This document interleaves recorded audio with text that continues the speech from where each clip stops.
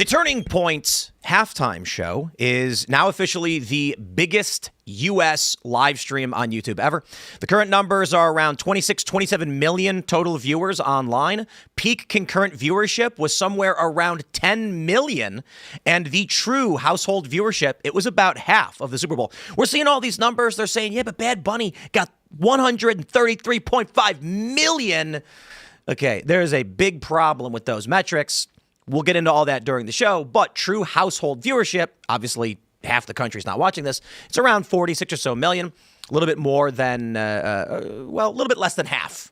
A little bit more than half is what Turning Point USA got. So this is pretty big. There's a lot of cultural implications to this, and some people are saying it's like the Bud Light moment. No, seriously, there are people likening it to the engagement during Bud Light and the negative repercussions that will come from it. And so the question is, what happens next year? Does the NFL fall in line, or does Turning Point USA just end up having a new yearly show with better production? We'll talk about that. There's actually a lot of other news to get into, but that's the dominating news story. There's a really interesting story that I'm really excited to talk about, and that is a press release which was drafted a day before Epstein died saying that he died. And I have questions about how you accidentally type out Friday, August 9th, 2019. That doesn't seem like a typo. And you wouldn't need a press release well after the guy died. So it's a very interesting story. We'll talk about that, plus a whole lot more. Before we get started, my friends, we've got a great sponsor for you. It is Beam Dream. Head over to shopbeam.com/TimPool. You can get the 40% off your nighttime sleep blend. It's for better sleep. I love Beam Dream. I drink it every single night. Not a joke. It's got L-theanine. It's got melatonin. It's got magnesium, reishi. And no joke, I sleep substantially better. I didn't even know I could sleep better. That's what was crazy. I thought I was pretty good. I got one of those sleep trackers. It was showing around like an 88, 90. And I'm like, hey, that's pretty good. You know, it's like, that's an A. You know what I mean? And then I started drinking Beam Dream, a delicious cup of hot cocoa every single night. 15 calories, no added sugars. And my sleep score jumped to like 95. I actually had a 100 last month, which was really crazy. My sleep has been absolutely amazing. So if you're a dude, it's important because your body produces testosterone and HGH during REM and deep sleep. Take your sleep seriously. There are a lot of people that are trying to get fit, they're trying to work out, and you're missing a couple really big things. That is hydration, obviously, and good sleep. And when you drink Beam Dream every night, you're going to get that. So go to shopbeam.com/TimPool. But wait, my friends, a major announcement. Head over to castbrew.com right now and pick up your Dr. Alex Stein's Big Booty Latina Love Potion. Alex Stein is not a doctor. Not a doctor. Anyway. This is our Valentine's Day blend, which is available for all of you right now. It's a medium roast coffee, and it is Dr. Alex Stein's Big Booty Latina Love Potion. Alex Stein is not a doctor, and I can't say it fast enough. And it also says underneath it, guaranteed to spice things up in the bedroom. Not guaranteed to spice things up in the bedroom. And those are really important disclaimers. You can check it out. But this will be shipping out on the 13th. So if we tried to get it done as quickly as we could. This is our new Alex Stein blend. I recommend you check it out. I forgot what the special. I think it's just like a blend. I don't know if there's a flavor to it. I think it's just like a medium roast, but it's for Valentine's Day, and it's funny. I don't know. Buy it. Have fun. For love. It's for love. It's good. Yeah. So anyway, smash the like button. Share the show. Subscribe to this channel. All of that stuff. Joining us tonight to talk about this and so much more is Scott Greer. Thanks for having me on. Anytime, brother. What are you? Who are you? What do you do? I am a writer, podcaster, and author. I run the highly respected Substack at highly-respected.com. And I have a new book coming out in the summer called White Pill, The Online Right and the Making of Trump's America. So get and pre-order that if you have the chance. Right on. Elaad's hanging out. Good evening, everybody. I am Elaad Eliyahu, the White House correspondent here at Timcast. Good to be back on. I wasn't sure I'd ever be on IRL again, but I'm glad I am. Phil, how's it going? Got my hopes up. Hello, everybody. My name is Phil Abonti. I'm the lead singer of the heavy metal band All That Remains. I'm an anti-communist and counter-revolutionary. Let's get into it. Here's the big story from the Post-Millennial. TPUSA's All-American Halftime Show becomes highest-watched U.S. YouTube live stream with 6.17 million concurrent viewers. This is massive, and it was not just that 6.17 million. That's the single channel number. When you combine the total concurrent viewership, it actually rivals some of the biggest live streams ever done. Now, of course, you may be saying, well, hold on. There's got to be some bigger streams. That's a lot of people. Yeah, soccer. internationally does really well. For the United States, this is the biggest YouTube's ever seen. And if you combine the, not using the Rumble numbers, but if you're saying just on YouTube, I think it's around like 9.5-ish. I think there's about 300 or 400,000 on Rumble and turned to be a couple million. So this is tremendous. And it has massive cultural implications. So we have the latest numbers here. You've got 20,556,336 on the Turning Point channel. You've got Charlie Kirk Show channel with 3,883,221. And then on Rumble, of course, you've got 2.26 million. So big numbers, smashing success. Phil, you were saying a moment ago that the total household viewership for the Super Bowl was something like 46 million. Yeah, from Samba TV, from @Samba_TV, 48.6 million U.S. household watched the 2026 Super Bowl, down 13% from 2025. 26.5 million U.S. households watched the Bad Bunny halftime show, down 39% from Kendrick Lamar. So when was Kendrick Lamar? It doesn't say. Let me see if I can find it. Let's Google that. But it's worth noting that as much as people are talking about this was the biggest ever, et cetera, even if people were sitting in the room. That was last year. Yeah, that was. What was a 39% drop? Yeah, 39% from Kendrick Lamar. Kendrick Lamar. Wait, what? I didn't realize it was such that Kendrick Lamar was as famous as he is. I'd heard of him, I knew his stuff, but I didn't realize he was as pervasive as he is. Yeah, I didn't know. But look, I mean, people are talking about the Bad Bunny halftime show as if it's some big, huge thing. There was a lot of viewers. I don't think there were that many people, or I don't think that's representative of how many people were actually paying attention. Wait. This means this is big. If these numbers are correct, this means that they beat. That Turning Point beat Bad Bunny. Yeah. Are these correct? This is from Samba TV. Their bio says we create data at the TV. How much does Bad Bunny's record on YouTube have? Like, because I think they're just using household numbers through cable. Yeah, I mean, yes, but that's so. Here's the important thing to understand. Let me jump to this from the New York Times.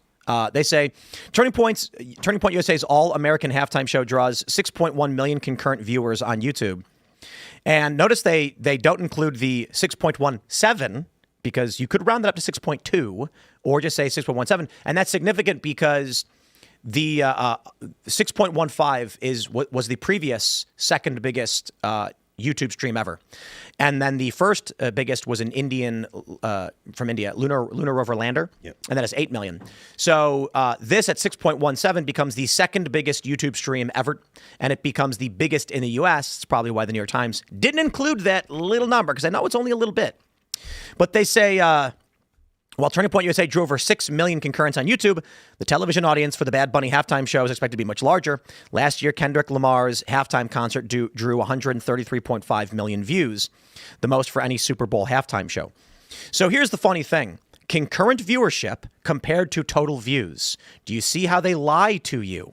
This is a lie. Concurrent viewership right now. I mean, on YouTube, we've got, 15,000 or something. 15,000 on YouTube, and then on Rumble, we've got, let's just do the math quickly. We got 13,000. That is not the full viewership of the show. And that's a ridiculous manipulation. That's the game they're playing. So people are now claiming that Bad Bunny reached that many individuals. The important thing to understand, and this is how they lie to you, okay? Let me tell you, there's a reason why people buy bots and they buy followers. Because, I don't even know if it matters or works anymore, because the industry is not going to play this game. Or, I don't know, maybe young people will play this game. But you go to a boomer who runs media, and they fall for this stuff hook, line, and sinker. They don't understand. And the Gen Z guys and gals flub the numbers, and it works.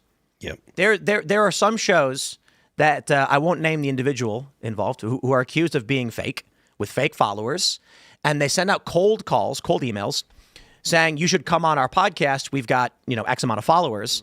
And then when the person responds with yes, they go, that'll be $10,000. And you know what happens is this 50-year-old marketing, staffer or booker for a boomer celebrity says, you really should do this. That's a younger crowd. And they fall for this stuff. So here's the important thing to understand. Let's say that Bad Bunny reached, these numbers are apocalyptic. If this is true, this is miserably bad, which is why I find it so hard to believe.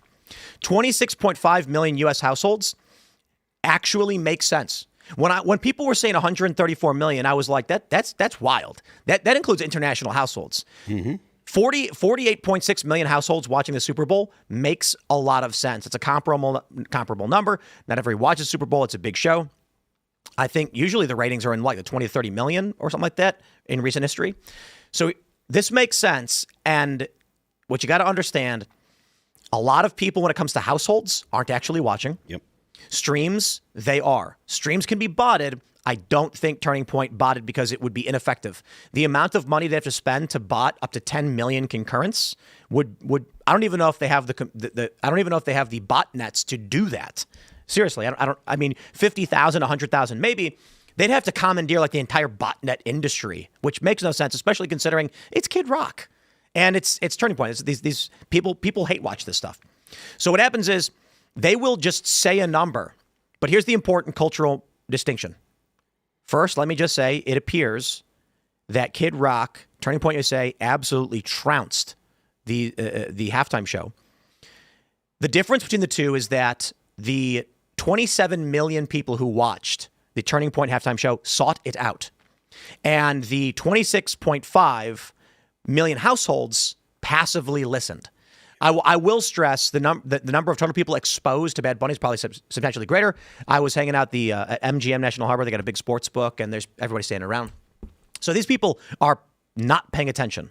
But based on licenses, they're going to calculate total capacity of this venue is 30,000. The TVs were on in every corner of the building. We're going to add that number, and they do this across the country. Bro, let me just tell you. Let me ask you the basic question. If you were selling a product, if you were trying to sell me some delicious pool water, would you prefer, I'll give you a choice, 10 people who will walk past you as you hold the bottle or one person who is coming to buy the bottle? Which would you pick? Obviously, the one person. Yeah, you can roll the dice on a 10X. Maybe they'll want my bottle of water and I can talk them into it. Or you take the guaranteed sale. You always take the win. So there is a massive value. If the number is true, they said he reached 134 million. It clearly is. I don't believe that's correct. Then, well, that's great. A lot of people will have heard of Bad Bunny, and that's what they're trying to do. But Kid Rock and Turning Point, people are actively seeking out. Yeah. So let me put it like this for the Super Bowl commercials. You are an advertiser who's buying the bump right before the show or after the show. You find out tons of people cut off the show. I mean, according to these numbers, around half of the people who watch Super Bowl stopped watching at the halftime show. Why would you want to spend money on that ad spot? You're probably going to be like, what's my return? There's two types of ads. Well, there's more than two types of ads, but there's two big ad sectors. Right now, and it's been the case for a while, but it's dominant right now the way media works. You've got generic advertising where Pepsi will go to a platform and say, here's $100 million, run our ads, thank you, have a nice day. They don't care if they get a ROI. They just want to be ubiquitous. Then there's ads that require direct sales. So for instance, the sponsors we have on this show, when we do an ad read at the beginning of the show, if no one buys the product, they stop advertising because they don't have the insane budgets. So Super Bowl has that for sure. There's a lot of people who want Super Bowl commercials just to say they did. And there's a lot of people who fake Super Bowl commercials where they're like, here's our commercial, but we got rejected. If you spend $5 million and then find out you lost half your value and people went to Turning Point, and next year Turning Point says, do your commercial with us instead and we'll get you direct engagement, it's going to be very, very problematic for the NFL. Yep. Yeah.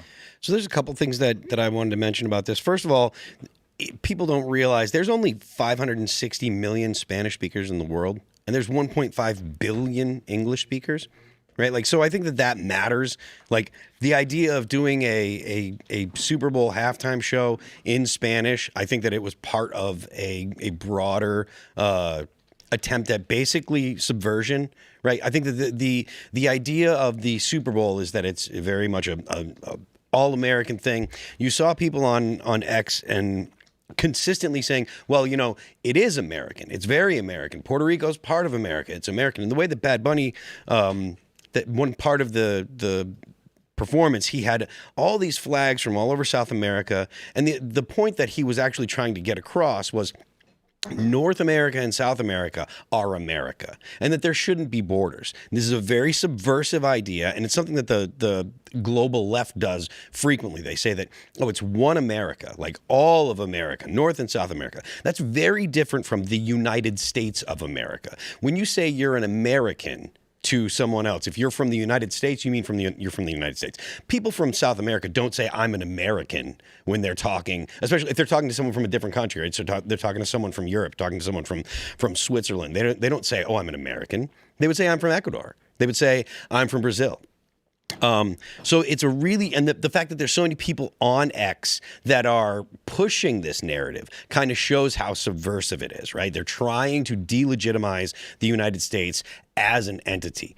Yeah, no, and that's just one aspect of it. So a lot, like The Hill was saying that it was that bad. I think it was The Hill, and I might be wrong on that. But what I saw a post from one of the news, the legacy news industries. They said that this was a performance without politics, right? Which is totally being part of the subversion. They're engaging in the subversive effort there.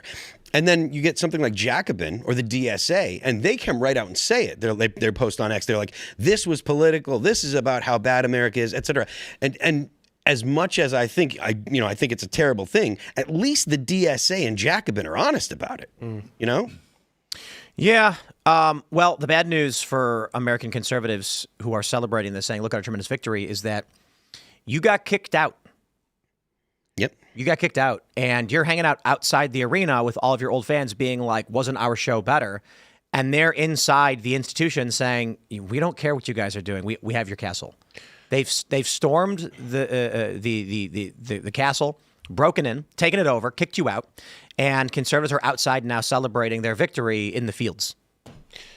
Just to play a little bit of devil's advocate, I think Turning Point, and in particular Eric Kirk, did a fantastic job, a superb job offering conservatives often talk about this parallel economy to don't give your money to people who obviously hate you. And it's pretty clear that Bad Bunny and people associated with him hate conservatives and right wingers in our country. So they did an effective job at getting people to tune into something different. And in the right wing, I actually think they flop when they try doing this very often. Yeah. There are people trying to make right wing music or right wing TV shows or right wing companies that always flop. But to have 20+ million people tune in, I think is an amazing thing. I think it's worth mentioning too that this is the first big thing that Turning Point has done in the post Charlie Kirk era, and it's a triumph. It's massive. There's also one last thing, something to be said about all the desperate, pathetic vultures and unreliable narrators who just try to drag down Turning Point. This is an amazing triumph, but still people online willing to say, oh, this only got a couple of 100,000 views or whatnot, or only a couple thousand concurrent viewers, and are really just trying to advance any BS, no matter how wrong it may be, because of whatever beefs or gripes they have with Turning Point. And it feels like a demoralization effort. It's sad. It's a sad state of affairs where we're at with that stuff. This is an amazing job that Erica Kirk has done. The parallel economy stuff. It's the first time I've seen it done effectively on the right wing. So really good job and kudos to her.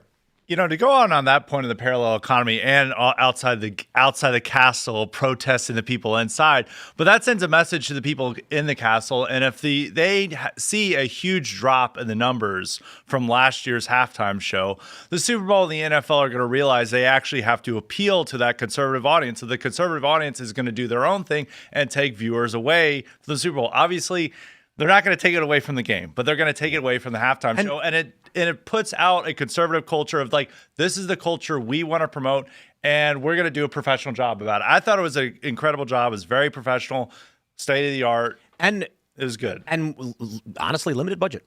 I was actually surprised. When the halftime show was about to begin, I pulled up my phone and saw 3.4 million concurrent viewers, which is insane. Tweeted about it. And then it peaked around 6.17. So I don't want to just be Debbie Downer on this one. Obviously, you're kicked out of the castle. I think it's an important point. You need to understand where you're at. The institution has been taken from you. But this is the move to get it back. Because like I was mentioning with advertisers, what happens when a company says, listen, you're asking me to pay you $5 million to hold up a sign in front of 26 million households as they walk by. The commercials come on, everyone runs to the bathroom, they go to the kitchen, they grab snacks. These are not people who are actively engaged with the promotion. The commercials are kind of gags. Everybody wants to watch the Super Bowl commercial. In fact, some people watch it more for the commercials. Then you've got 27 million people in short notice, decided to tune in to Turning Point of their own volition. So again, if I'm selling delicious pool water and you said it's $5 million for 26 million households during the halftime show, I say, okay. And then Turning Point says $5 million for our show where people have chosen to seek us out. I say, okay, I want that because your engagement's going to be substantially higher. Your conversions will be substantially higher and mission driven. The important thing you need to understand about what the pitfalls, the problems they're going to face is the Bad Bunny show was elitist driven and Turning Point USA is grassroots driven. So with the NFL show, you have powerful elites saying we want Bad Bunny either because we want to promote his music, we want an international audience, and because he pushes a political message that we like. Regular people don't care. They are not driven to support that by some ideology. Puerto Ricans, maybe. So I wouldn't be surprised if they killed it in the Puerto Rican households.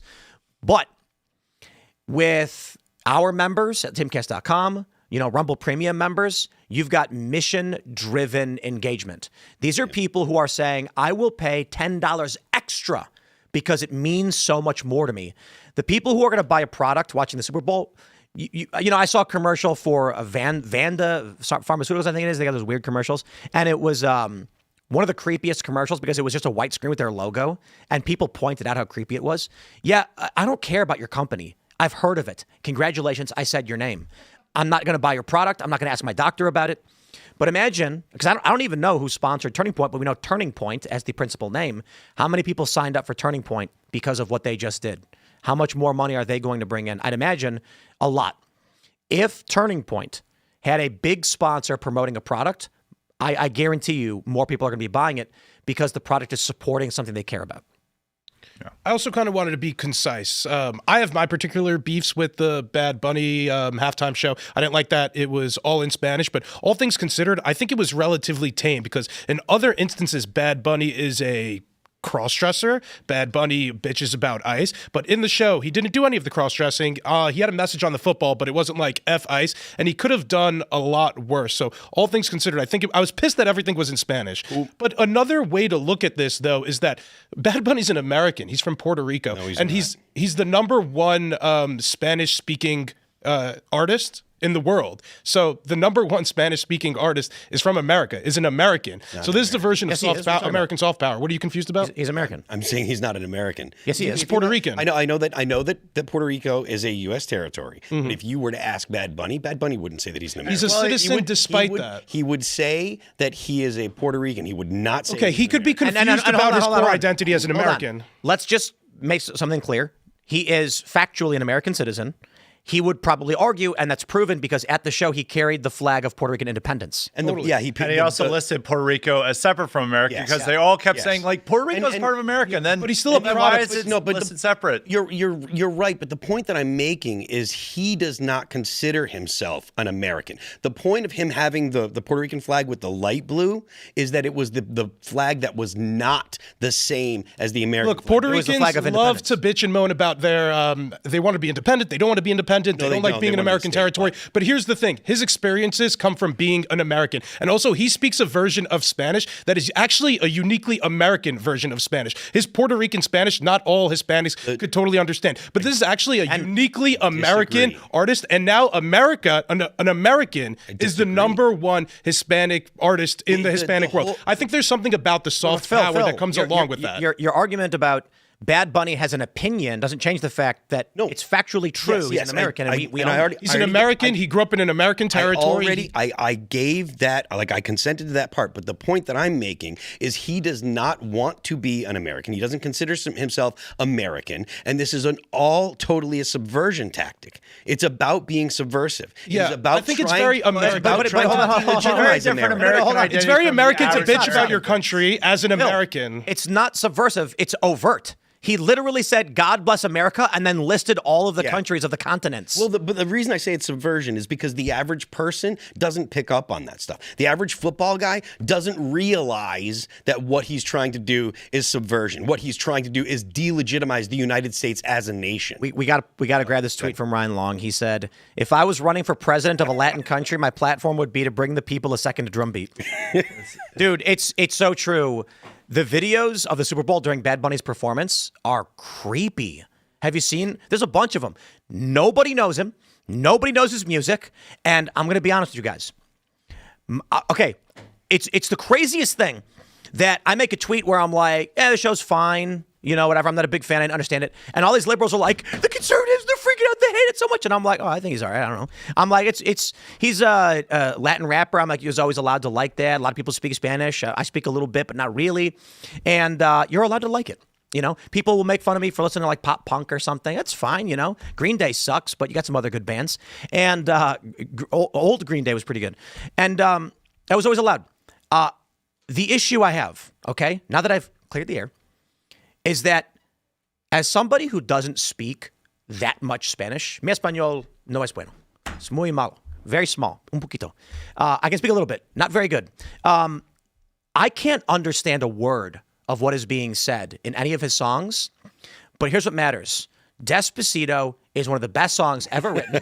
Everybody knows the melody, and you don't know the words, but you can get the melody going. Fake your way through it. Yeah, you can fake. I mean, to a Spanish speaker, you're saying gibberish. You guys ever hear that song, Princeton, Colonense, and Ein Chusel? No. You don't know that one? Maybe I have, but I don't know it. Super famous song from Italy in the 70s where an Italian guy sang gibberish with an American accent. And he says, this is how American music sounds to Italians. And it was super popular. I listened to Despacito, Gangnam Style, The Macarena, and I'm like, these songs I know. If they played Bohemian Rhapsody in Spanish, I could sing that. Great. I could sing it. Not in Spanish, but I would know the song. Every song from Bad Bunny was... And I'm like, there's no melody to latch onto. I don't know what he's saying. He's like, I like. You don't want to know what he's saying. That A. Yeah, I know it's really A is in there, so you understood A. I disagree with a lot of Public Enemy's political stuff, but I do agree with some of it. And so it's really interesting to listen to some old school hip hop rap Public Enemy stuff, and you're like, hey, some of that's not bad. We don't disagree on everything. I do got an issue with the line where he says Farrakhan's a prophet that I think you ought to listen to. What he can, we don't. What you ought to do is follow for now. Yeah, exactly. It's a great song, but that one line. Bring the noise, man. Bring the noise. I love that song. It's good. It's a great song. But I know what he's saying. It's got melodic backdrops. All the Bad Bunny stuff was same drum beat and him just speaking Spanish, and I was like, this doesn't like. There's nothing for me to attach to. And then when you watch the videos of it, the people in the stands are just standing there like, not really doing anything. And so here's the point that I made, the ultimate point. You go to a bar. I know you all know the answer to this.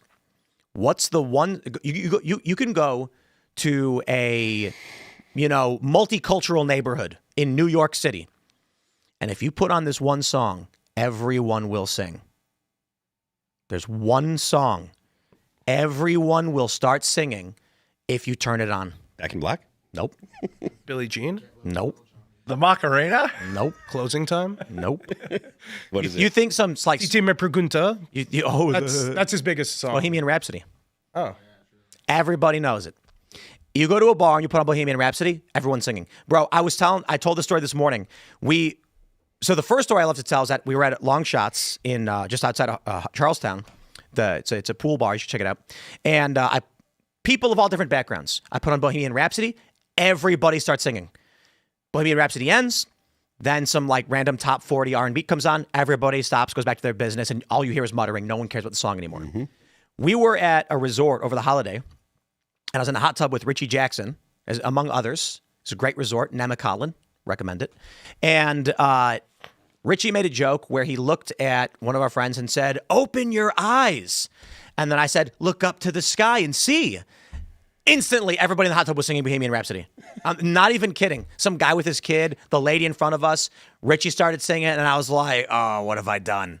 But everybody, the point is, the halftime show should be something like that. So they could have salvaged this with Bad Bunny if they had at least one other artist who was singing in English, something that they could understand, instead of just The fact that it was exclusively in Spanish was kind of frustrating. Like there was no English songs. Well, they did all briefly have Lady Gaga to come out to sing in English, but it wasn't like a song that even most people would know. And Didn't even notice. And then it was nobody noticed because it could have been the one response to people. Oh, you said it was all in Spanish, but what about the Lady Gaga part? But no one remembered that. And I think people are just wanting to say they thought this was the best halftime performance to own the Trump supporters, to own MAGA, because it's meant as a middle finger to them and to say, absolutely. hey, this is our country now, and we're going to do we're going to make it as unpleasant as possible for you and piss you off as much as possible. And then that's why they were so eager to mock the MAGA or the Turning Point USA alternate halftime show. They wanted to claim that they have a superior culture and they own it. And the MAGA judge just have to deal with it. Speaking of that, let's jump to the story from the Post-Millennial. Texas Democrat Gene Wu says minorities can take over the U.S. to make things fairer. Oh, yeah. Here we go. I always tell people the day the Latino, African American, Asian, and other communities realize that they share the same oppressor is the day we start winning. Okay, but is he talking about white people or the Jews? Because we are the majority in this country. Because we're all here. We have the ability to take over this country and to do what is needed for everyone. Wait, why didn't he say the Jews were with him? But that's the point. Yeah, what the? I'm going to play this again real quick. I'm going to play this again. I want you to hear this. I always tell people the day the Latino, African American, Asian, and other communities realize that they share the same oppressor is the day we start winning. Because we are the majority in this country now. We have the ability to take over this country and to do what is needed for everyone and to make things fair. But the problem is our communities are divided. They're completely divided. And I talk about this. So I just want to say, Gene Wu, with the utmost of dissatisfaction, what you have said could not be more offensive and racist to a member of the other community, which you have defined. Gene's going to call a Mexican a Puerto Rican, and then it's all hell's going to break loose. I don't understand this guy thinking that it is inclusive in any way to refer to people as other. It's like he's reading it off of a bureaucratic checklist. Yeah. The Latino, Black, Asian, and other. Other. Thanks. Yeah. Appreciate it. Yeah. The point is, again, this is about demoralization. This is about putting every racial identity that they can come up with against white people. Yeah. But I think he's talking about the Jews. Well, guys, he would want the Jews to align against the white people. I thought we were involved in an anti-ethnic convenient. coalition, but I guess we're not anymore. We didn't have that follow-up question. So listen. Back during maybe 10 years ago, there was this pyramid that woke people made that showed it was a pyramid of human little figures, and there were white people, and then there were Asian people, and then there were Latinos, and then there were black people. And they were talking about the hierarchy of oppression or something like that. And then shortly after that was made, a new one was made with the pyramid and white people on top and something above it. And do you know what that something was? What was it? This is my people. Number one, baby. What was the specific symbol that was above the pyramid? Oh, it wasn't an Illuminati? It was a Star of David. The Star of David, the OG symbol. And then they started sharing this. And I think people need to understand that, we were just talking about Public Enemy. And Bring the Noise, great song, but it's got that line, Farrakhan's a prophet I think you ought to listen to. Farrakhan hates the Jews. I mean, that's the whole thing. And so, I've been in these riots. When I was at the Baltimore riots during I think it was the Freddie Gray was at the riots. Mm-hmm. They were all Muslim. These young black kids, they were Muslims. And they were walking around saying praise Allah and things like this. Not an exaggeration. And they hate the Jews. And so you had that tablet magazine expose on the Women's March, where the leaders of the Women's March reportedly had a meeting with one of their white liberal women organizers to explain to her how the Jews were responsible for everything. I'm literally not kidding. This is maybe like 6-7 years ago. And that they were responsible for the slave trade and all the world's wars and all of these things. So when you hear Gene Wu say all of these minorities share the same oppressor, I got to be honest. I don't know if he means white people or Jews. It's really ironic. I wish I could ask Mr. Wu who he thinks is attacking Asians on the street throughout New York City. I want to ask him who he thinks were perpetrating crimes during the LA riots against the Korean community in California. Who was it? Who were the people perpetrating those crimes? When Asians struggle to get into colleges now because of different, affirmative action standards that exist, who are we doing that to benefit? It's not benefiting the Asians. So who does that come at the expense of? I think it's just a worthwhile thing because while he's trying to stir racial animus against white people, it seems as though different communities have stirred racial animus against them that he's willing to overlook. Well, that's the which point. is sad and unfortunate. I don't want this is the funny thing. He says we're the majority now, but our communities are divided. And he is literally just saying people who aren't white are the majority, even though they're not the same group of people. So I call this functional retardation. That is an academic statement, not an insult. I am literally saying he is a functional retard. I mean that in the literal sense. I'm not trying to insult the man. I could call him other things. He doesn't seem to understand the logic of we are the majority, but our communities are divided. That would indicate that each of your communities are, in fact, separate and not the majority. The math doesn't work out for you there, buddy. Yeah, it's implying that they're a unified coalition with all the same interests, same characteristics, same values, which they don't have. Yeah. And I think even here he's probably is referring to whites, but then if he was asked, he was like, oh, no, just the man, the government, or the system. He'd probably say some type. And I saw progressives trying to defend it. He's like, oh, this is totally misattributed. This is totally taken out of context. He didn't mean white people, but he clearly means white people here. And he's clearly trying to call, because he doesn't name any of the other communities of whites in his thing. It's all non-whites, and it's saying we need to join together. But even at the end, he's like, well, we're just so divided. I can't believe we can't unite against the common enemy. And he hopes that the thing that can bring them all together is having a common enemy. But not all these groups see the white man as a common enemy. Maybe they see it as another minority group that they're having to live next to and that they're having crime go between. I mean, to be honest with you, it's only leftists that see the white man as the enemy. The left has decided that white people are the enemy. Your average person that's not, whatever race they are, black guy, Hispanic guy, that just wants to go to work and doesn't pay attention to this kind of stuff, they don't look at the white guy as the white man as the enemy. They're just like, man, I'm just trying to go to work and pay my bills. It's like Zoran. Zoran, his whole campaign message is everyone join together, and he's talking about who built the city. Whites not included. It's all the other immigrant groups. Frankly, Asian is over-inclusive as well because Asians have oppressed other Asians more than a white, black, or Hispanic ever has. I don't know if we're getting into the weeds about Asian culture, but guess what? The Chinese and Japanese have a very rich history of killing each other and then oppressing the Koreans in between them. All my life. Yeah. I was led to believe that I was 25% Korean. And then I discovered, in fact, I am 5% Japanese. And for anybody who knows the history of these two countries, the way that comes to be, Michael Malice goes, oh, that means it happened twice. So it's like, rise up so you could combat that same oppressor. The oppressor's your, You know what's really funny is that I get comments from Japanese people really mad that I bring that up. Yeah. They're like, don't talk about that. Yeah, they get very sensitive. They still revere their war criminals over there. Yeah, but it's I like Japan. But it's imagining that. Wait, but do you mind that they still revere the war criminals? Bro, I literally don't care. Like, this is the craziest thing. You don't care? No.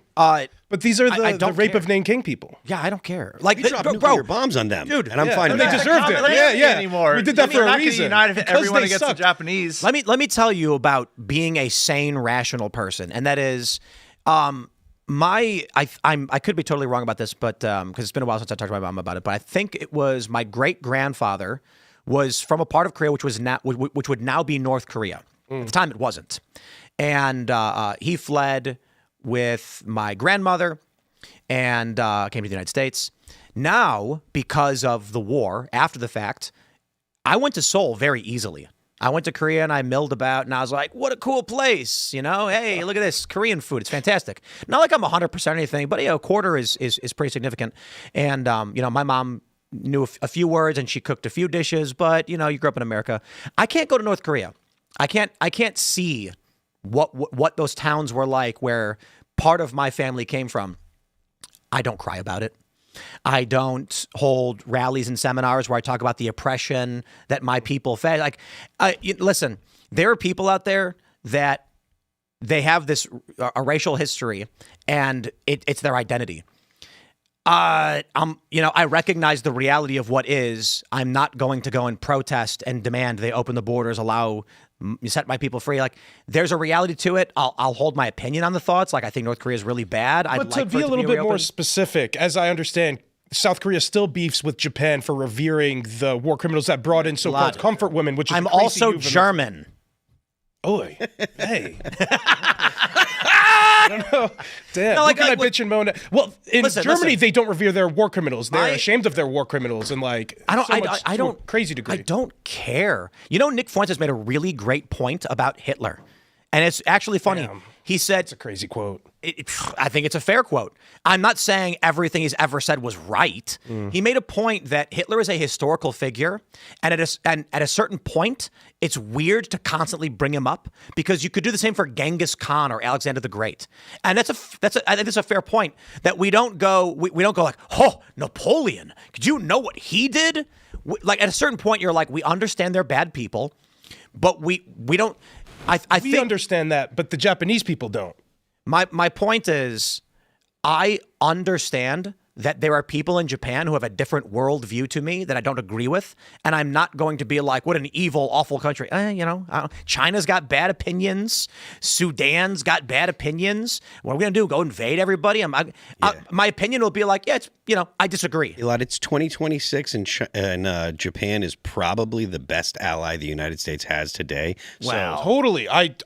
I think they should be able to acquire nuclear weapons, by the way, but I know they have a little bit of a stigma against that stuff. But in terms of when you occupy them for 4 generations, I think we have to turn them They in. don't seem to mind. They don't seem to mind. But in terms of building ethnic identity around historical grievances, it's obvious that they would have more claims against actual oppressors like rape of Nanking and the near ethnic cleansing and all these terrible comfort things women. That Imagine that Japanese women.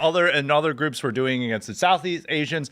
But it's telling them that you should ignore the rape of Nanking and focus on how Jeff on the bus made slant eyes at you and began going ching chong ching chong, and that's the real oppression you have because that's like their common oppression. Yes, and that's what they need to really care about as part of their identity because it's casting off the actual ethnic identity they had in Japan, Korea, Philippines, or whatever, that authentic identity in favor of this type of what is even Asian identity in America? Because Indians and Japanese are very different. Let me say this too, to this point. On my dad's side of the family, and actually my mom's, because my mom's dad and then my dad's side, I've got family going back to both sides of the Civil War, which is not uncommon for many Americans. And both sides of the Axis. Both sides of the Axis powers. Well, as an American and actually, where was I thought it was Japanese and German. Yeah. But my family wasn't intentionally Japanese. That was the point. Well, but what I mean is, let me do this. There was a panel that I was on years ago, and Styx Hexenhammer, shout out, was he digitally joined the panel. Someone in the audience lobbed a question at us about free speech that was a quote from a white nationalist.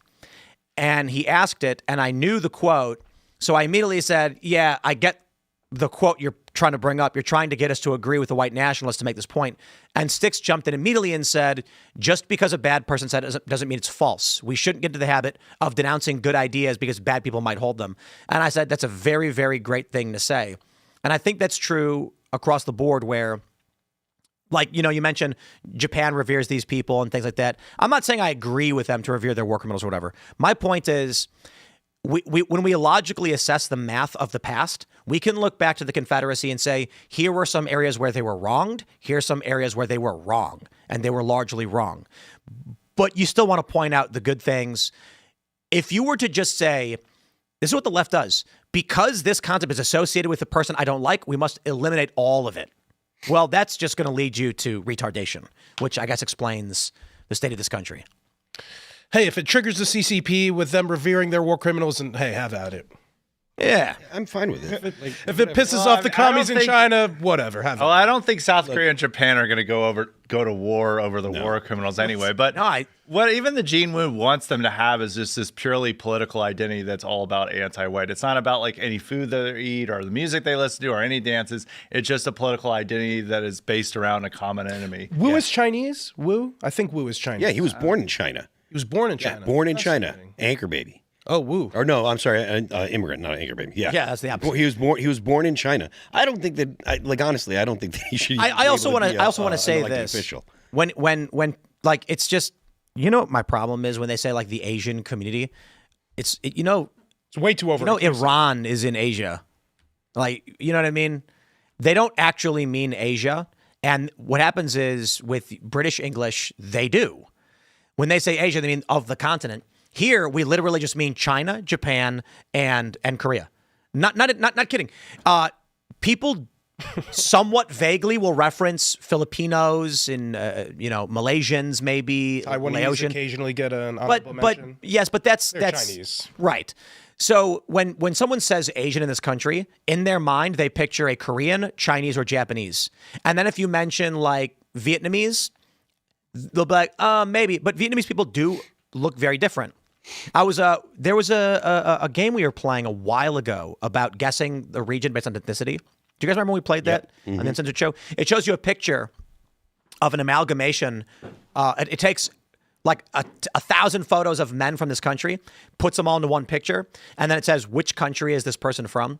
And the really interesting thing about it is South Asians, like you've got East Asian, Southeast, and South, really is like for obvious reasons, a gradient of when you go from India towards East Asia, people in between look a little bit like a mix of people from India or East Asia. When he says Asians, he's not referring to the greater diaspora of Asian countries. He's specifically referring to people like him, largely China, largely Chinese people in this country. And then he refers to other as if it's you know what's weird about it is that it is a white liberal mindset. When he says black, Latino, Asian, and other, and he's a Chinese guy saying it, he's saying something that only would make sense in the mind of a white liberal who's categorizing people. That's kind of the point, I guess. Yeah.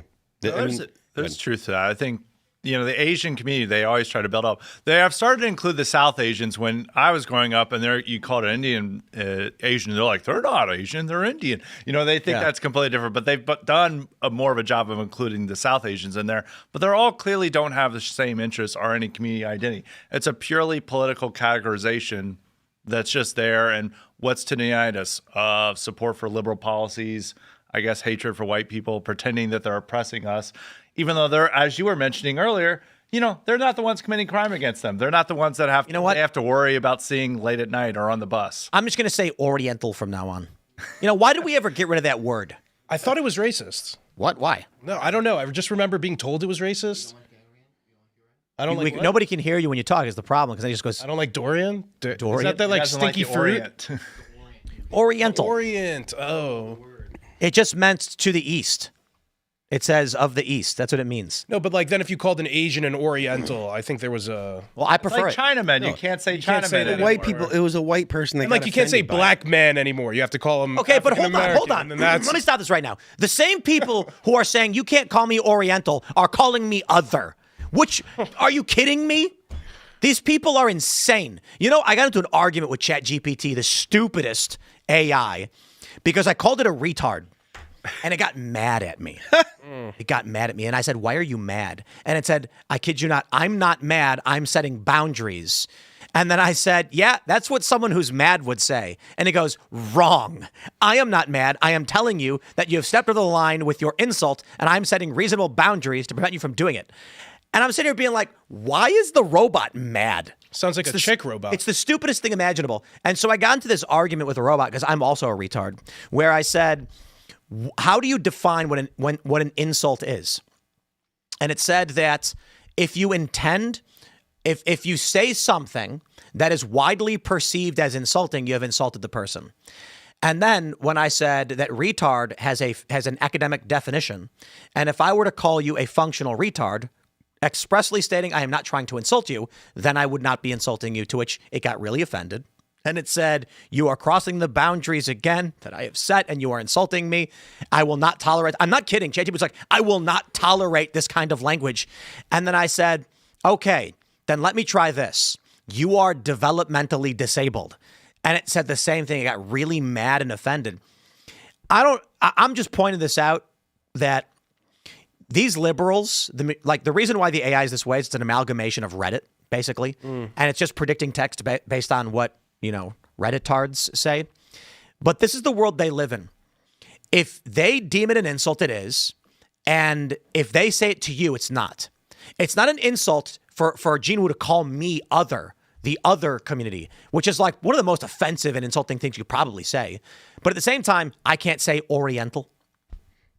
I can't say retard.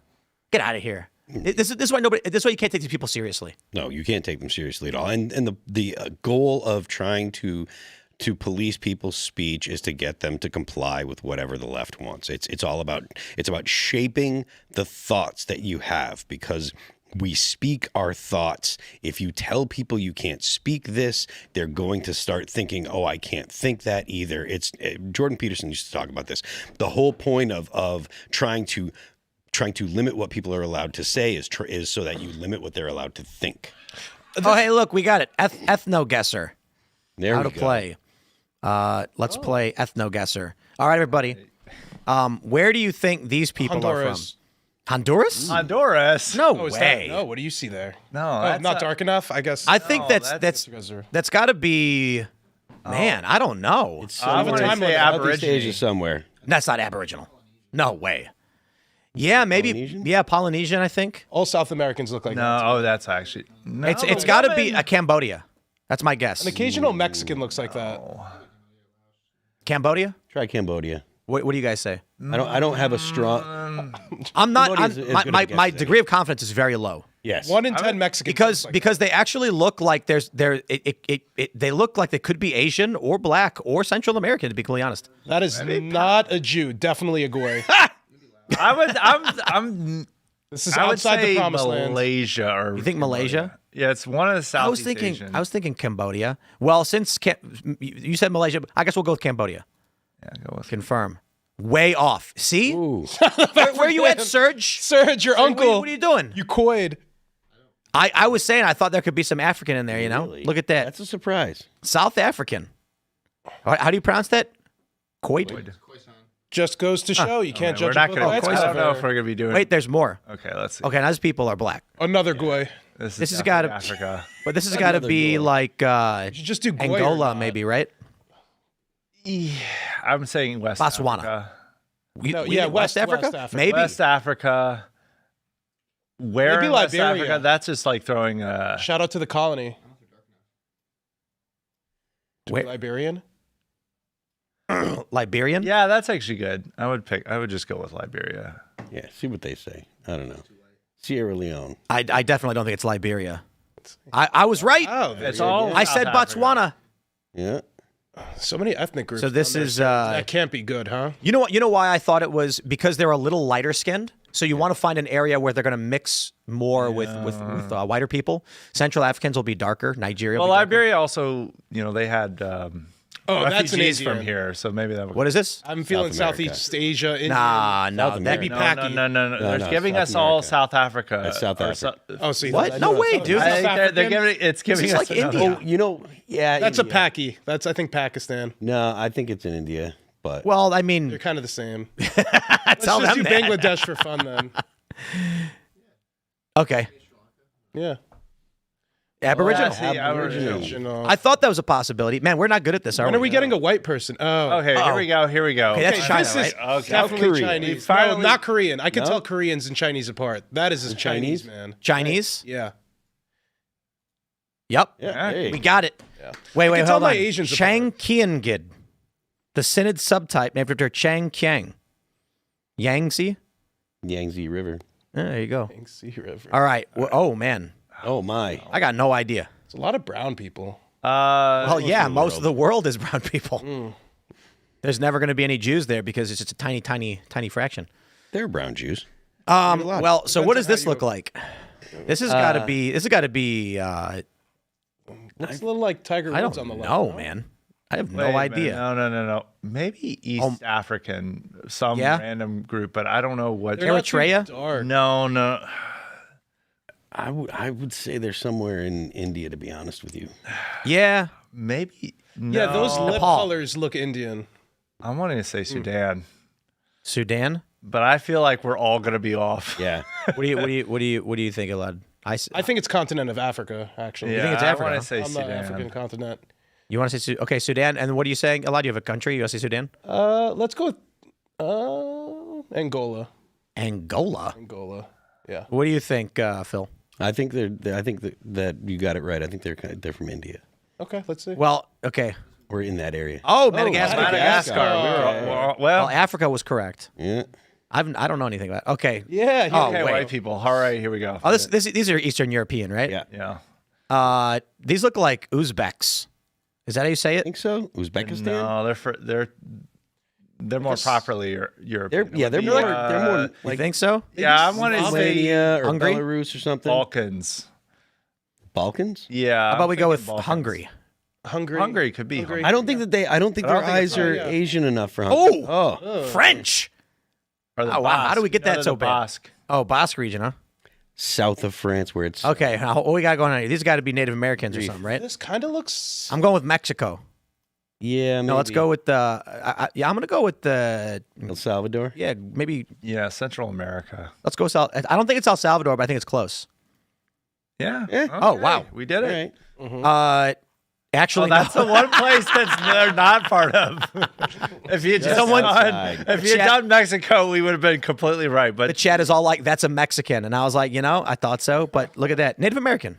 They give them a lot of territory, huh? There's Native American. They get all of that. Well, they're all over the place, brother. Okay, is that India? Yeah. That's India. Good-looking Indians. It's got to be India. yeah, Yep. Yeah. That was too. cast Oh, look at Indian. this, Romania too, and even down there. That's interesting. Oh, what are the gypsies. Who are these people? Oh, that's That's an Englishman. that's That's Bear English? Grylls. That's Bear Grylls. Germanic. That's Germanic. Yeah. I don't maybe think it's Dutch. I don't. Maybe Yeah. Dutch You want to go Dutch? I don't think so. could be or Belgium. I was thinking Belgium. Go with I bet it'll be like all of it. Oh, wow. Okay, Eastern European. European. Well, we're close. man. Oh, These I last think one. are like Western Asian. Yeah, that's some Some sort sort No, of it's like Mongol, Kazakh or something. Kazakh, Yeah. Yeah. You know, Let's go with Kazakhstan, huh? might want to go a little Turk, bit further east. Tajik, one of Kyrgyzstan? those. Yeah, or Kyrgyzstan or Uzbekistan. Uzbek? All right. Bang. Yeah, there you go. Close enough. close Actually, you enough. would have been even more correct with Kazakhstan. That's yeah. right. See, I said it. I thought they looked like Borat. I'm kidding. He doesn't look like an actual Uzbek. He's Well, that was Jewish, just by the way. basically based on Romania in the movie. They just it's supposed to be Eastern European, but he just then went to Kazakhstan, and Kazakhs were pissed. They're like, He "This fell is not off our country." so hard, Sacha Baron Cohen. We'll have to. We have another game coming up for the uncensored portion of the show. It's going to be a lot of fun. Let's play one round of that one though. But let's jump to the story from Daily Mail. Statement announcing Jeffrey Epstein's death emerges from files, but it's dated a day before he killed himself. I have questions. It's a mess. So here's the press release. It says, for immediate release, Friday, August 9th, 2019. Manhattan U.S. Attorney Jeffrey S. Berman said early this morning, Manhattan Correctional Center confirmed that Jeffrey Epstein, who faced charges brought by this office of engaging in sex trafficking with minors, has been found unresponsive in a cell and pronounced dead shortly after.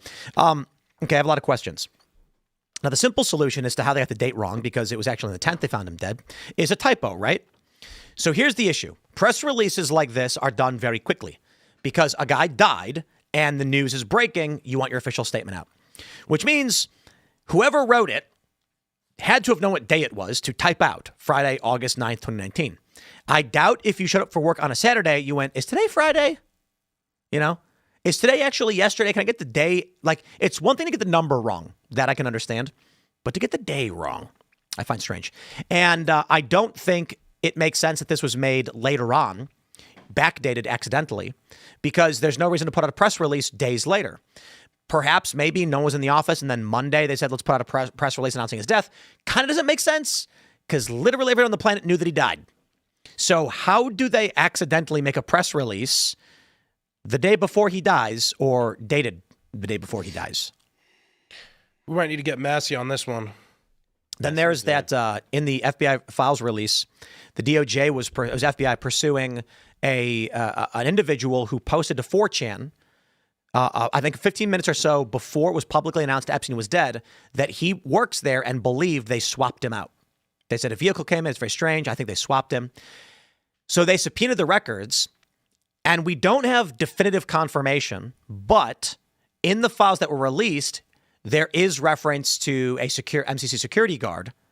And so many people drew the conclusion that the subpoenas led them to the bank accounts of this man, though the information is all redacted. It does seem to be that the FBI found a security guard who worked there before the announcement of his death, posted to 4chan that he was swapped out. And now a press release gets released in the files that's a day before he actually died, with questions of how that possibly happens. And could Epstein still be alive? He's in Israel. I saw pictures. That He's photo's trying to fake. destroy Israel, actually. What do you mean?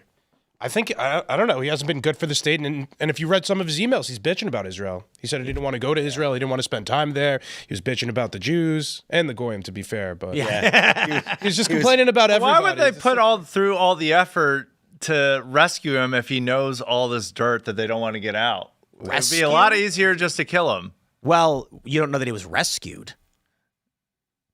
Well, then how else who would have gotten him out? I mean, Well, somebody no, in the hold state on, hold on. Well, not Rescue implies they're helping him. Well, If you're Bill Gates and he wrote an email saying he wants $30 million because you gave 2 Russians STDs and gave it to your wife, you might be like, I would like to do something harmful to this individual, perhaps. Right? yeah. So maybe he's not being rescued. Maybe he was trapped in a box. He couldn't escape with no resources. And one of the people that he wronged said, I'm going to make sure he understands what he did. You don't know. So, okay, fair point. Maybe he's not alive. They killed him somewhere else. But how would they find these images of him walking around? He apparently got out of the box. That's AI. Oh, The images of him. I'm aware. It's, Oh, right. Yeah. we're saying theoretical if or- those images were real. Well, there's a million and one reasons why they could have swapped him out. I mean, he was an asset for intelligence agencies, perhaps, and they got him out. That's it. Or he has a dead man switch. And he said, if I die, these files automatically get released to 50 different publications. I mean, I don't know, but the most fun is that he was actually working for Israel, and now he's living in Israel. Yeah. It's the most. He's got some plastic surgery, and I don't know. Look, if he didn't work for grew a beard Israel, and he grew it's long a hair. boring There's story. pictures of him. It's a boring story. pictures yes, okay, but It has to be okay, Israel. let's just. I get the joke, but there's no pictures of him in Israel. There's a picture of a guy that looks. No, there isn't. That's an AI image. Oh, it's okay. Yes. Someone AI generated an image of Epstein with long hair in Israel. It's got an AI watermark on it. It was a gag, and then people kept saying they screenshot it and they kept reposting it over and over I again. can't believe people would do that. The internet. It's the fun one. But if they had the resources to, it is still a risky operation to go into a prison and kill him. If it's even riskier to then take him out to a resort vacation and wherever he is now. So if they did actually have the operation to kill him, they would have just killed him, not extracted him. It makes it a more interesting story if he's out there. He could. But he could explain but again, I mean, that's way too assumptive. Why we don't know what he was doing, why he was doing it. Yeah. We have a general idea based on all these files of certain things he was doing. But if he's part of a network of elite pedos that are all friends with each other, maybe they rescued him. If he was a blackmailer, maybe someone he blackmailed wanted to kill him. If he was an intelligence asset, maybe they needed something he knew. If he is an extortionist, maybe he has a dead man switch and they had to save him, otherwise he would destroy their lives. There's 150 different reasons you could come up with as to why someone would want to get Epstein out of prison. One of the more fascinating parts, I think, of the Epstein files, beyond who was in it, is who was missing. Fascinatingly enough, it was the neocons who are missing from all these files. You know who's not in the files, the Epstein files? John Bolton's not in the Epstein files. George Bush Jr. or Sr., not in the Epstein files. Dick Cheney, not in the Epstein files. John Bolton's not? Not in the Epstein files. out. No. Bibi Netanyahu, not in the Epstein files. Who is in the Epstein files, though, and who's had extensive correspondence with him? Noam Chomsky, linguist. I think John Bolton does appear quite a bit. John Bolton's in the files? Oh, it's over for mustache. Yes, but we had to clarify. His name being referenced, not him. John Bolton appearing in them does not mean that John Bolton was friends with or doing anything with Epstein. It could just mean that they either talked about him or to him or something. These people weren't the people corresponding with him, but who was? People that we don't like to talk about. Noam Chomsky, I don't know why he gets a pass. He's on the plane hold with on. Epstein. I don't know why. Also, Steve Bannon gets a huge pass. As we mentioned in our last meeting before our usual winter break, we are resuming. This is from an email to Jeffrey Epstein. We'll be hosting luncheons at the Four Seasons restaurant to bring you to the same level of our world leaders. Anticipated for the event are briefings by John Bolton, R. James Woolsey, Charles Krauthammer. I don't know how to pronounce it. I remember. We know him. Yeah, Krauthammer. Elie Wiesel, Karl Rove, Ehud Barak, Art Laffer, Michael Lewis, Andrew Roberts, Mark Stein, Douglas Murray, Geert Wilders, Theodore Dalrymple, David Goldman, et cetera, et cetera, et cetera. This is an email directly from a woman named Nina Rosenwald to Jeffrey Epstein. I don't see a BCC on it.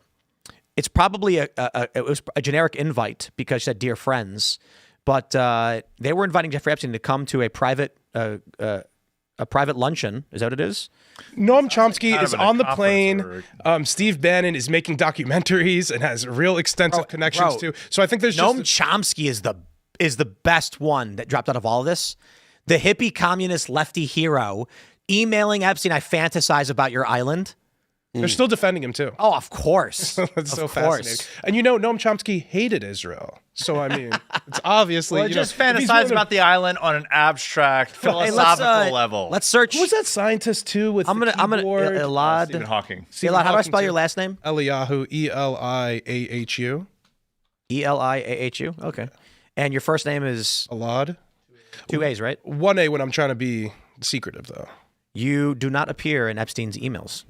Okay. I mean, I feel like Let's that kind of try, just means I'm irrelevant. Relevant people were in these files. I feel like it's No- important no to say Phil Labonte. famous and influential people were the people who he was trying to interact with and ingratiate himself. Oh, guess which band appears in the Epstein files? Oh, the remains?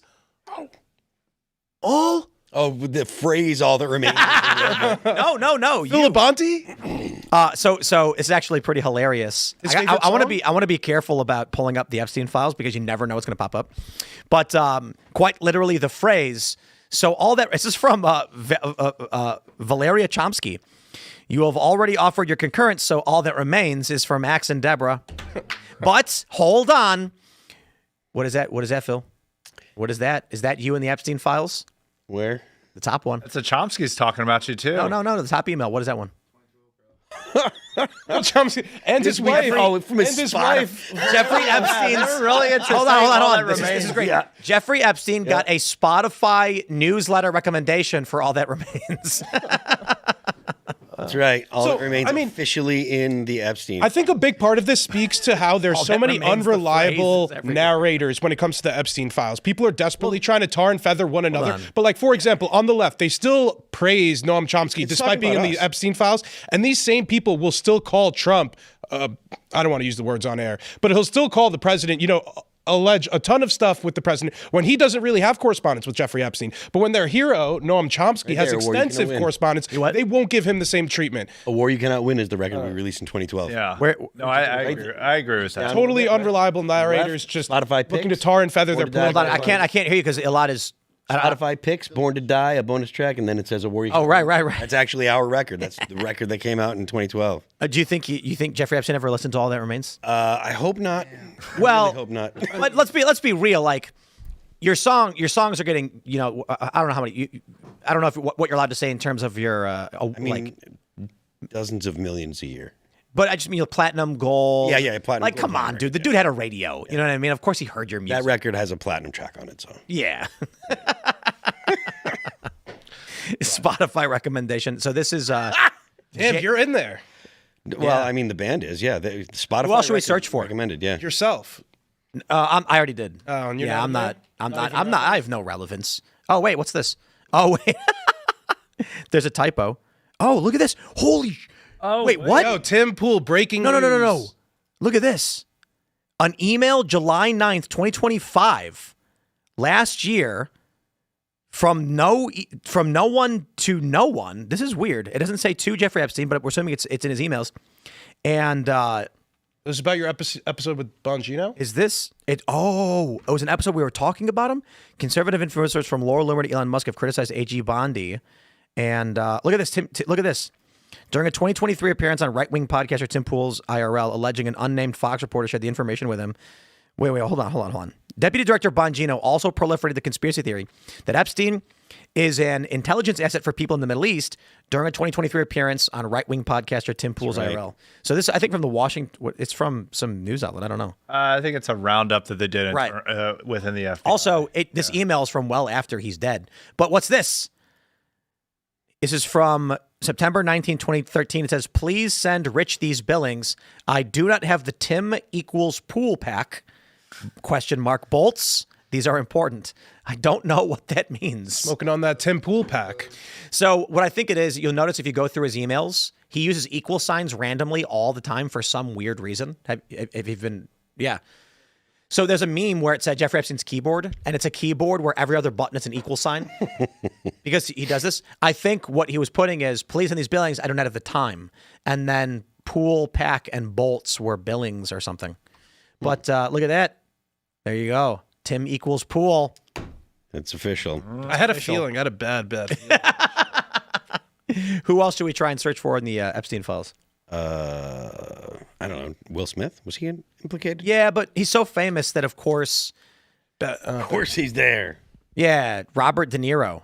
Oh, Robert De Niro. Wait, hold on. Dear Jeffrey, I not only dreamt about Woody and Soon Yi last night, but this morning, I am not kidding, ate the first plums of the season for breakfast. My online course is going strong. Ooh. We are assembling a slate of little cameos on poetry, going for various actors we know. John Lithgow. Oh, okay.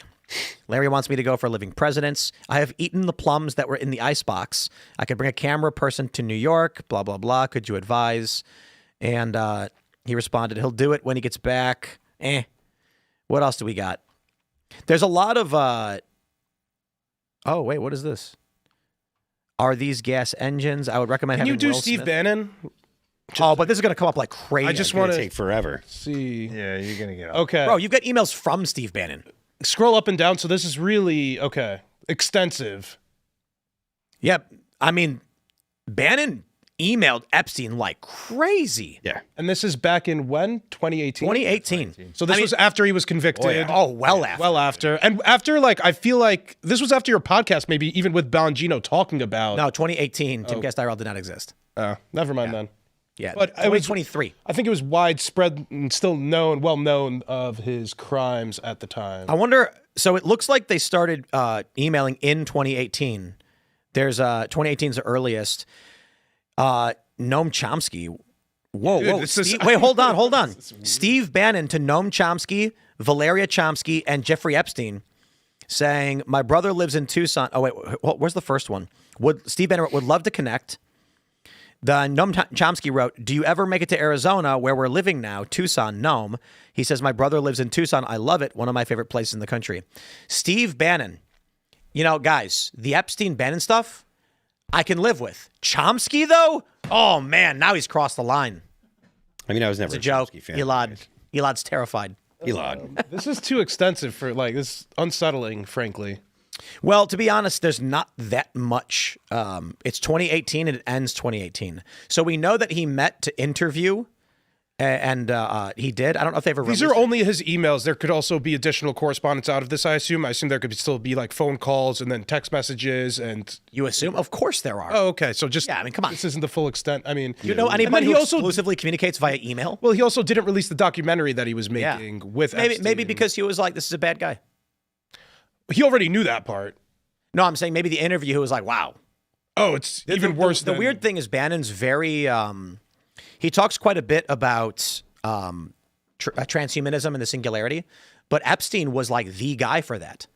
Epstein was a massive transhumanist. I think Epstein, similar to Bannon, is willing to do what it takes to get close with powerful and influential people, to fundraise, to bear influence from, and that way they were both very similar, and I think we're trying to achieve similar things. Bannon still does this now. He kind of tried to attach his brand onto the president for some time now. Jeffrey Epstein famously likes to pretend that he's friends with people who he isn't, and they kind of use that social capital to their benefit, and I think they were similar in that way, if that makes sense to anybody. Who else should we search for? James Comey? Yeah, why not? Let's see. Why is it doing that? Might as well drop Israel in there while we're at it. Oh, bro, Israel's a country. It's going to be 800,000. Yeah, that's like. Oh, Let's get to the good Actually, stuff. go search Bibi. Is Bibi in there? so That's all you search for news updates. Comey. That's like right, not right. even. And him talking about Comey. Oh, here's an interesting one. Hold on. Bibi Netanyahu. This is an email from Andrew M. Grossman to Rivkin David. That's interesting. Similarly, although Mr. Horowitz found no evidence that James Comey was trying to influence the election, Mr. Comey did M equals KE. What is up with the equal signs? You see what I was talking about? These equal signs everywhere. Interesting. Who do you want me to search for? BB Netanyahu. I'll just try BB. Oh, yeah. Oh. BB will call new Correspondence elections. with him or no? Sultan bin Sulayem. Oh. Sultan. That was a ton. I think that's a Gulf. You think? Phil, you fucking. What? With the F word? Hey. Come on. Language. What's wrong with you? Netanyahu. Yeah, I don't think he has any emails too. Ooh, redacted sender information. Okay, I knew that name. Redacted. Security count? It's just a news post, though. It's not anything.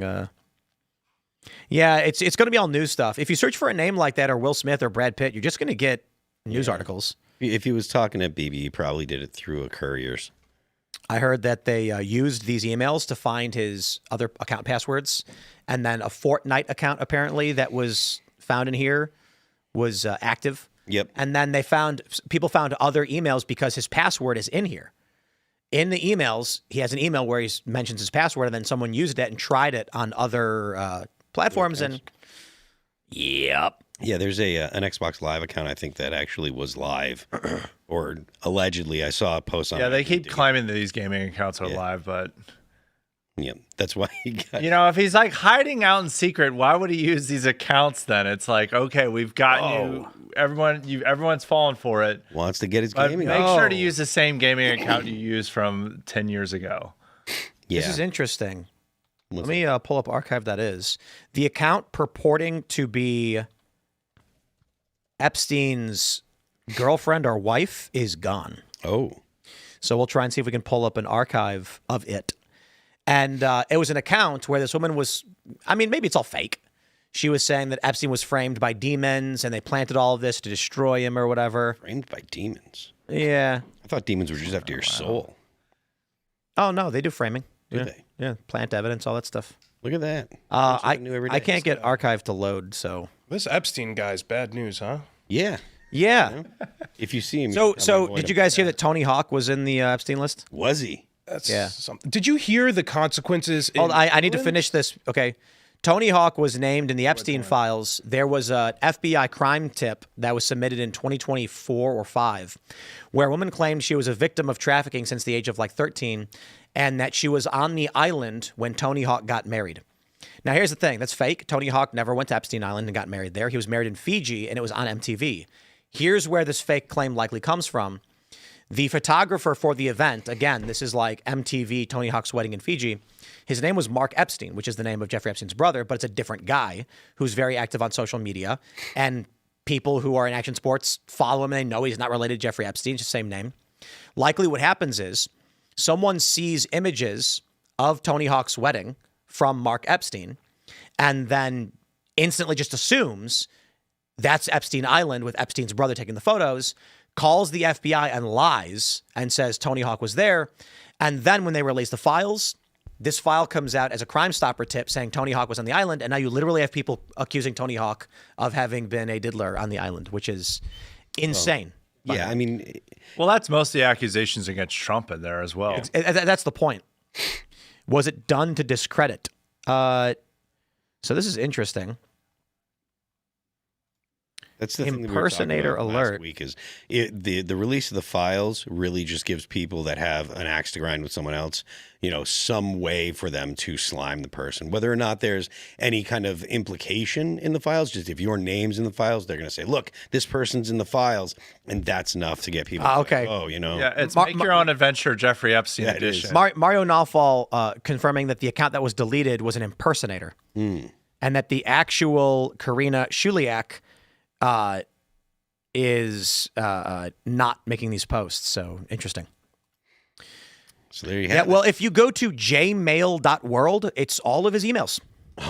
Someone made an app called Jmail where you can search. It looks like Gmail, and you can just search all of his emails. Here's his list of contacts that Let's pull up Elon. Elon Musk. Whoa, he's got a lot of emails. Ooh, yeah, there was a lot of emails. Have to be in London. Another time, Reed and Joy will meet me in Palm Beach on the eve of the 28th, and I will fly them to the island, then to Boston. Come. Have to be in London and California, other states. Another time, if you're choosing, let me know. And, yeah. Yep. It's Reed and Joey Ito. Reed Hoffman and Joey Ito. That's interesting. Yeah, Reed Hoffman allegedly had a lot of correspondence with Epstein as well. He said spoke have to be in London and California excuse. Or it is interesting response. that Elon was very avoidant. Spoke to Reed Hoffman yesterday. Are you planning to do St. Barth again? F equals R. You see these equal things he does. Maybe that's how these people communicate with each other, with equal signs. That's how you know you're in the secret club, if you put equal signs randomly in words. Like, oh, that proves it. Maybe they're not random. You are welcome to the island. Reed is coming with Joey Ito on the 6T equals of December. Come visit. Don't know. Okay. Yeah, like Reed Hoffman. Don't know again. The media focuses a lot on Musk and a lot on Trump and stuff, but people like Reed Hoffman are all over the Epstein files. There was a couple other people that are left-leaning billionaires, probably. Look at this. Just one from Elon, December 25th, 2013. Actually, I could fly back early on the 3rd. We'll be in St. Bart's. Now, look, this equal thing must be some kind of data corruption, because even Elon, when equals hood, we head to your island on the 2nd. I need to fly back to LA on the night of the 2nd. And then he says, bad news. Unfortunately, my schedule will keep me. No problem. Sorry, it didn't work out. It looks like from these emails, Elon was trying to go, but just due to, I guess you'd call them fortunate circumstances, if he really didn't want to be there, he ended up not going. When was Epstein arrested? 2019, I'm pretty. Oh, was it 18? 2019. I thought it was 19. Yeah. So the political reverberations of this go beyond the United States. As I mentioned earlier, it was British Prime Minister Keir Starmer's chief of staff resigned on Sunday over the furor surrounding his appointment, the appointment of Peter Mendelsohn as the UK ambassador to the US. He had close ties with Jeffrey Epstein and was apparently in like very close contact with him. And this was after his first conviction in Florida, where he had to register as a sex offender. So this might actually crash the British coalition. Yeah, well, Mandelson was a huge figure within the Labor Party. I'm not too familiar with UK politics, so I don't know who these characters are, but apparently, yeah, Mendelsohn was very close with He's a very prominent figure and served in cabinets before. So he's primarily with Blair, so he's like an old figure. I don't know how well he's respected in the new Labor, because, you know, Labor's had different factions and stuff. Similar to our parties, like we don't really respect every Republican from the 90s who was prominent, but he was a big figure. But if he's clearly still getting jobs from this government, he still has his way within the party. And look, nobody had to pay politically here so far for it. It's funny that people in the UK had to pay politically. Well, yeah. I mean, if I understand correctly, Keir Starmer, there's pressure for Keir Starmer to step down as well. Yeah, as a result of this as well, because it's poor choice if you're appointing this guy as the ambassador to the U.S. No, nonetheless. Yeah. Well, and think about all the things that have happened to the man formerly known as Prince Andrew, but no longer, you know, he lost his title. So it's, you know, the outrage is not here. It's everywhere. But I would say Britain probably has the most, it seems that it's been the most effects on celebrities and others. Well, he had the closest ties, or he had very close ties to the political and financial elite there. Yeah. The bank. Here we go. Jeffrey Epstein tweeted to emailed Bill Gates. I met Zuck with Reed Hoffman and Thiel. We would be a perfect co-sponsor of your donor fund. December 1st, 2015, 10 a.m. Bill Gates is. I mean, Bill Gates was kind of thought of as a scumbag because of all the rumors surrounding his divorce, but the stuff that's come out. Well, with Epstein's now we know why he got divorced. Apparently. So for those that don't know, there was an email that Epstein drafted to himself where he was saying that Bill Gates owed him basically $30 million and that he was offended after he helped Bill Gates secure, I think that's what it said, secure medication for an STD that he gave to his wife that he wanted to surreptitiously put into her drink or something like that. It's messed up, but a little bit funny. And what some people are arguing is that that's how Epstein was extorting Bill Gates. Basically, he drafted the email. He wanted Bill to see it. And it was I could send this, I could tell your wife. But then the question is, how would that blackmail work unless he actually did give her an STD? Yeah. I mean, I don't know the details of their She divorced him. Yeah, she definitely divorced him, so. He was doing some type of extortionist relationship with Bill Gates. That had been coming up before, even the emails. They had been pressuring him about like, hey, you've been to my island and you've been with all these girls. How about you give money to my philanthropy? So he had a kind of coercive relationship with Gates before. So that wouldn't surprise me if this was just another scheme he had cooked up to get more money out of him. Yeah. We're going to jump to this video. It's posted by Matt Van Swole. Holy crap. The Democrat sheriff of Charlotte, North Carolina, Gary McFadden, was completely unable to answer what branch of government he serves under. It gets worse. You need to listen to this.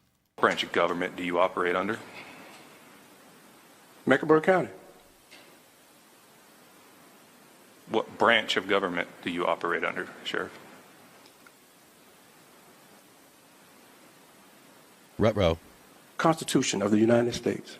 Correct. That is what establishes the branches of government. I'm asking which branch you fall under. Mecklenburg County. I'm a duly sworn Mecklenburg County Sheriff. We answer to the people of Mecklenburg County. This was not where I was anticipating getting stuck. Are you aware of how many branches of government there are? No.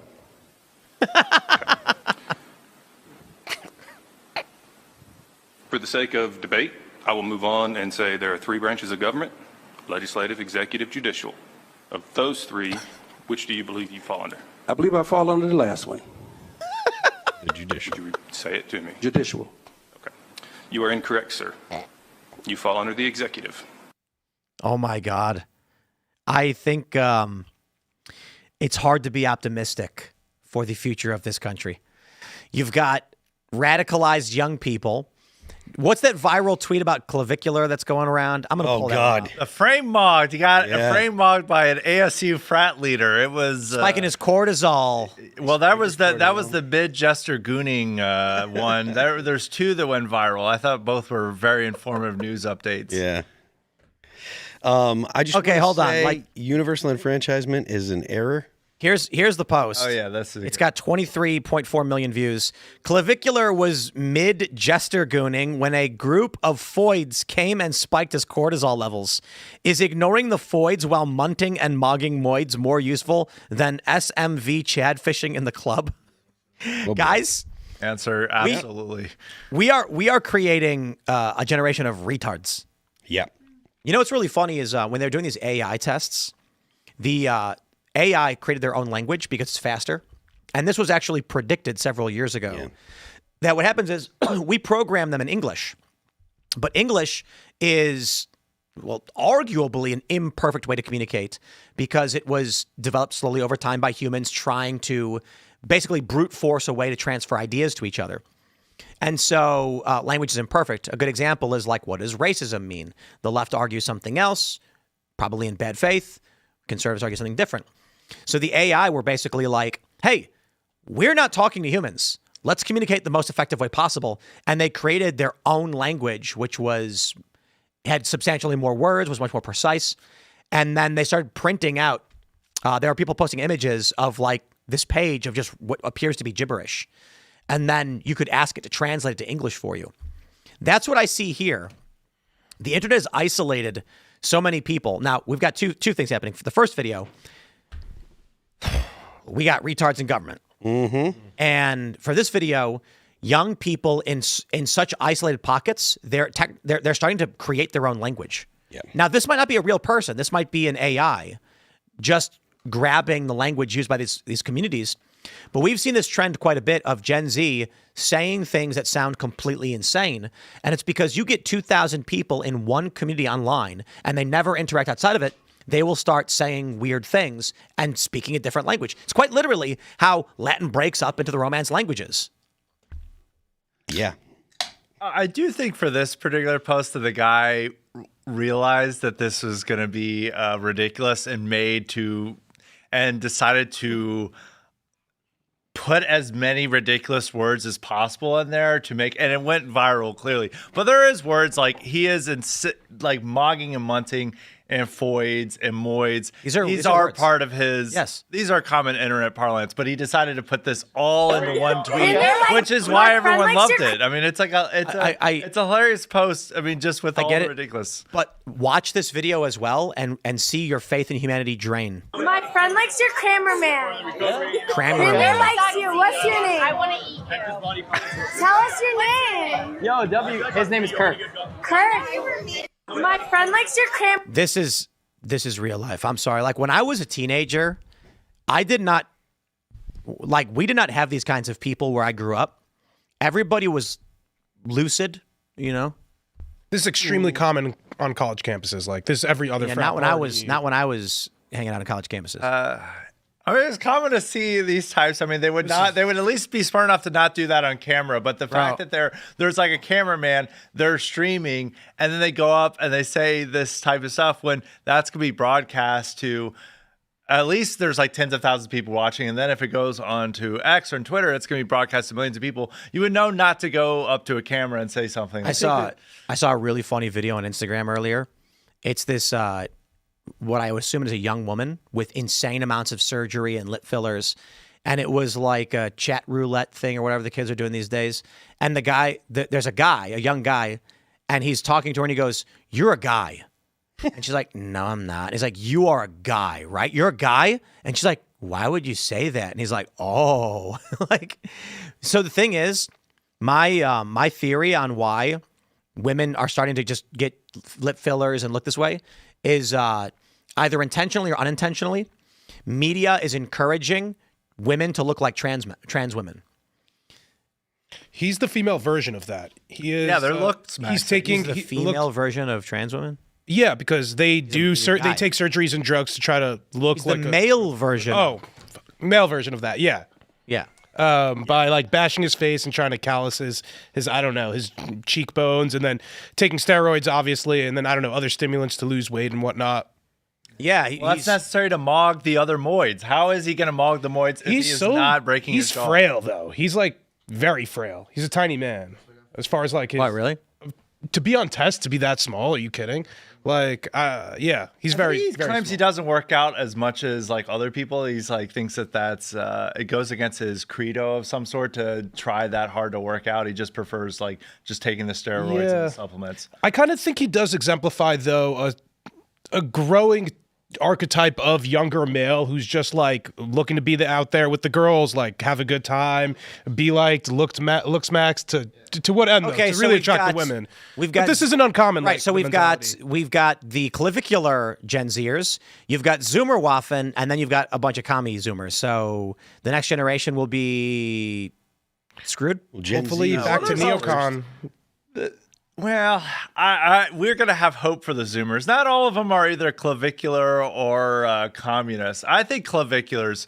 He's like a real life comic book character, and he goes out there. I was comparing him to like imagine a modern Borat type character who's this ridiculous person who shouldn't like exist as like normal people, and he goes out and has these bizarre interactions with people that are pretty funny. So I find a lot of his content funny. I don't follow that closely, but what little I see, it amuses me, and I can understand the entertainment value. So I'm not an avid watcher of his, but my favorite clip was when he was doing drugs on stream, gets a text from his father saying, like, "You're such a disappointment." Him just going like, "Oh man, guys, my dad thinks I'm a loser." Yeah, it's like it was such a good clip. It was so good. It's the new level of reality got charged TV, with and felonies? it's better. It's way funnier Yeah, than he like got reality charged with TV felonies. was in the 2000s, and you could tell it was like too scripted and artificial. This is much more real and I think a lot funnier. It's also the fact that like I think in the 2000s, people, as we were saying, like most people would see cameras in their face, so like, oh, I'm not going to say stupid. No, I see. But now they're like, I'm absolutely going to say stupid stuff with a camera in my face. This goes to an argument that I made before. People that are in Gen X, some millennials, definitely boomers, they still care about privacy. They still care about, being able to control what people see and stuff like that. Gen Z and younger millennials and Gen Alpha, they don't care because they assume that everything's recorded, because generally, everything is. If you're in public, there's going to be a phone, there's going to be security cameras. They just assume that there is no privacy anymore. So they'll do whatever they're going to do with cameras in their face, and that's largely because they just assume that cameras are watching anyways. Yeah, and I remember growing up, like there would be like they'd interview local old people on local TV, and they'd be asking like, "Let me ask you about your pumpkin patch," and these old people are like, "I don't want to be on camera." Yeah. It'd be something totally non-controversial, and they get upset about the camera. But it's completely different with Zoomers. Zoomers see a camera and they run to it. I see a lot of those auditor videos, and it's like the weirdest culture ever. Have you seen the culture of auditors? I hate those. They're just like, I'm a guy and I'm going to go film whatever I want. Now, to be fair, like people react poorly. If I was walking down the street and there's a guy filming, I'd be like, "Hi." Wait, you know what they're actually trying to achieve, right? What, antagonize people? A lawsuit with law enforcement. There's stated reasons for what they're doing. Versus, I disagree. Sometimes they want lawsuits. I think if you think about the principal motivation, it's likely boredom, and they're asserting a purpose-driven meaning behind what they're doing. That's what they call it, auditing. They're saying you're doing something that is intentionally antagonistic and you know it, and you're doing it because you're auditing whether or not they'll let you do it because it's First Amendment right stuff. And that's why, like, bro, if you're walking down the street and someone's filming, you can just avoid the camera, just go around them, walk the other way. It's funny, these people are like, you can't film me, and they walk up to him. Yeah. And or the auditor, they'll walk up to the auditor and be like, why are you filming here? You can't film me. And he's like, you walked up to me, lady. So, but it is like the most annoying content imaginable because I find the auditors themselves to be largely annoying. And then I find the responses from the people around to be substantially more annoying. So the whole video is just an exercise in pure annoyance. I'm like, swipe, I'm not watching that garbage. You know exactly how they're going to go. It's like the sovereign citizens. Right? Like you get pulled over. Maybe the camera's not there, but they're there to push the cops' buttons. They're like, all right, now's my chance. I think they're trying to get out of something. They're trying to get out of the Dewey or something. I'm not driving. I'm traveling. And some of these guys aren't even doing it as like kind of a troll. They're like, it's like a really earnest, like autism. Yeah. And you almost start to root for the cop. And sometimes the cop isn't even much of like being I'm always a jerk. rooting for the cop. And they will make you root for the cop when you're like, I am not rolling down my window. And you know what I love? Just goes after him. I love how in all these body camera videos, the person says, I want to talk to your supervisor. Like, my guy, I don't think you understand how committing a crime works. Yep. You can't ask for the manager when you've broken the law. And there's a video I watched where the cop is like, ma'am, your tag is expired, so, I'm going to need your license and registration. She goes, I want a supervisor. He's like, I am the supervisor. She's like, I want your supervisor. He's like, no. Like, what do you think is going to happen? You don't get He's like, you're getting a ticket. You can call after. People are nuts, dude. I watched... These videos are really crazy. I did a big video. I watched this video of this street racers. They crashed. Car flips over. It was totally gnarly. And this young woman just starts, she won't shut up. She just keeps talking to the cops. After they decide they're going to arrest her for street racing, she decides to have like a 10-minute conversation with them, explaining everything she did and why she shouldn't get arrested. And do you know what she actually did? Confessed to all of the crimes to the cops. She goes, I know that I was speeding, but I wasn't speeding that much. And I shouldn't be arrested because, I saw the lights, but I had to stop. I had to, because the car had flipped over and I have first aid training, so I have to do it. And then the cops are like, okay, well, you're under arrest. And then she just keeps going. And I'm like, she's just confessing to all the crimes they're trying to charge her with. This is people, what are they doing? People are dumb. People, and like a lot of times people want validation. They're like, look, I was doing the bad thing, which is, admitting to committing a crime. But here's the reason. And so you should let me go because this real good justification for breaking the law. It's like, well, shut up. Say nothing. Cop to it. Get processed. Take your court date. Yep. Telling the cops anything doesn't help. The most important thing to understand about talking to cops is that if they misremember, you're going to prison forever. Like the assumption most people make is, oh, the cops aren't going to lie. No, but they can make a mistake, and that happens quite a bit. So she said something like, I forgot the analogy that I used. She said, you could say something like, I wasn't speeding, right? You say you could speak with perfect elocution and enunciation and say, I was not speeding. Let's say you say it quickly and go, I wasn't speeding, and the cop hears, I was speeding. And then he goes to court, stands on the stand and says, he said, I was speeding. And you go, no. I said I wasn't speeding. And they go, that's not what I heard. So just don't say anything. This reminds me of a clip of an Asian man with a female officer just struggling, and she's just shot. Like, no, he didn't end up getting shot. But like she made it sound like he was saying that he was driving drunk or something when he was just totally struggling to even communicate basic words. Have you seen the video of it's like an old video from the 90s of I don't know if it was like a Scottish guy or something. He had an ad in the newspaper saying house for rent, no Asians. And the reporter comes up and they were like, we saw this report in the newspaper saying no Asians. He's like, yeah. He's like, why no Asians? And he goes, there are a bunch of crooks there. And he's like, well, you can't say that. And he's like, why not? It's true. And then he was like, this is a crime. He's like, no, it's not. And then he was like, the reporter's like, yeah, you can't discriminate. This is, you can't discriminate against people like this. And he's like, well, I don't understand why you're so mad. All they do is come in, do the listing for you, and then take a fee. And then the reporter goes, Agents. You mean agents? And he goes, yeah, agents. So he calls it in. He says, no agents. And they write Asians. And that's how you can find yourself in prison for hate speech. Especially in the UK. Now, the funny thing is, if that happened today, he'd just get arrested. And he'd be like, no, I said agents. And they'd be like, Asians? Agents. I can't speak English.